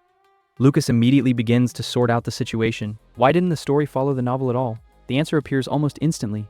In the original, the main character climbed the forbidden areas secretly, He dressed up as some kind of no-name magician, didn't shine his face, didn't take any extra rewards. For Pleroma, he was literally just another extra. But now, everything is completely different. There are already rumors about Leo in the Empire. A mysterious blue-eyed hunter appeared. Chimeras were found much earlier. Moreover, the royal family is already poking their noses into the affairs of the Pleroma. For the cultists, this is no longer just a nuisance. This is the boys they're shooting at us mode. So they start changing their plans. Which means, if Lucas can stop them now, the reward will be cosmic. He's already going to take a break. But the door opens abruptly. Leo comes in without knocking. There's a whole stack of newspapers in his hands. Did you see that? Lucas takes the first one, and he immediately realizes that there will be no more peaceful life. The front page is literally dedicated to them. Prince Leonard has visited the restricted area. Sir Nicklaus's charity event. Miraculous healing of over 100 residents. Our bro doesn't even raise an eyebrow. The headlines are quite ordinary, but Leo looks like he's already tired of existing. Outside, reporters were catching everyone who came out. By tomorrow, the whole country will know. And indeed it is. It's like the newspapermen got a free DLC. Prince, the mysterious magician, miraculous healings. It's the perfect material. While discussing the news, Lucas puts together another piece of the puzzle. He found out that the first bites of strange mosquitoes occurred around the 18th of October, and the day before it was raining heavily. Our guy immediately makes a conclusion. Pleroma specifically conducts experiments during the rain. The downpour washes away the tracks. There's no evidence. The most convenient scheme. Leo just nods. The picture is becoming clearer, but it's already midnight. It's time to get back. The next morning, Lucas looks like he's been asleep for 15 minutes. A pill from the head, a cup of coffee, maximum concentration. Well, almost. Because the whole class is discussing only one topic. Leo, is this true? Have you been catching monsters again? Who exactly is this Nicholas? Our guy is calmly sitting at a book and pretending that he doesn't understand who he's talking about at all, although they are literally discussing him. It feels as strange as possible. The drug is also included in the performance. Nicholas? You never know if Nicholas exists. Bro is lying so confidently, as if he was born an actor. But the real surprise arrives later. Someone is asking, is he even using magic legally? And then Leo answers quite calmly. Of course. He is a magician of the Royal Bavarian Army. Lucas almost spits out his coffee. Stop, what kind of army? When did this even happen? Our guy stands up abruptly. Leo pretends that he didn't say anything unusual. Bro just got him an official job in the civil service overnight. Nicely. As Lucas walks through the academy grounds, Little Pie happily looks out of his pocket. Lucas, I built a house. Really? Made of stones. And I also put flowers. Well, the cutest architect of this chapter has been found. Lucas promises to come by.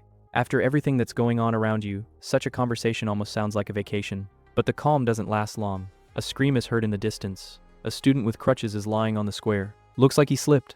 Our guy immediately helps him up. The guy thanks him and suddenly says, "We're kind of in the same class." Lucas freezes. In what sense?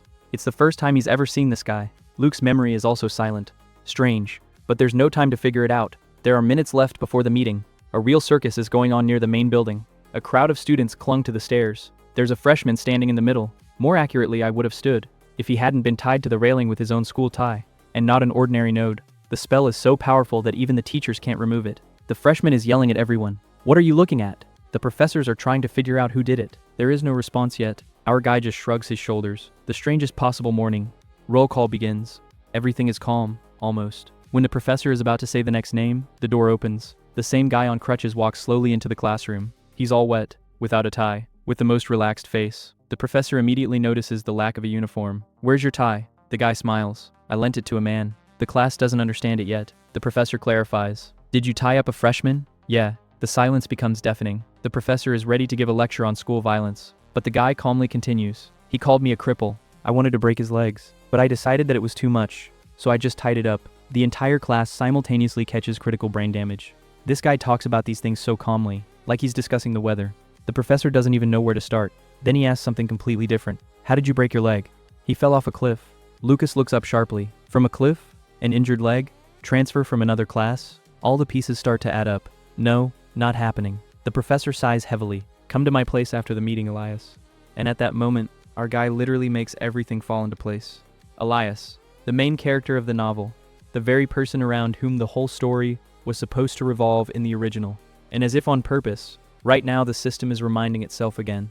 Ding, a new assignment. Make Elias Hohenzollern your ally. For execution, 24 hours. Bro, it looks like the next chapter will be as much fun as possible.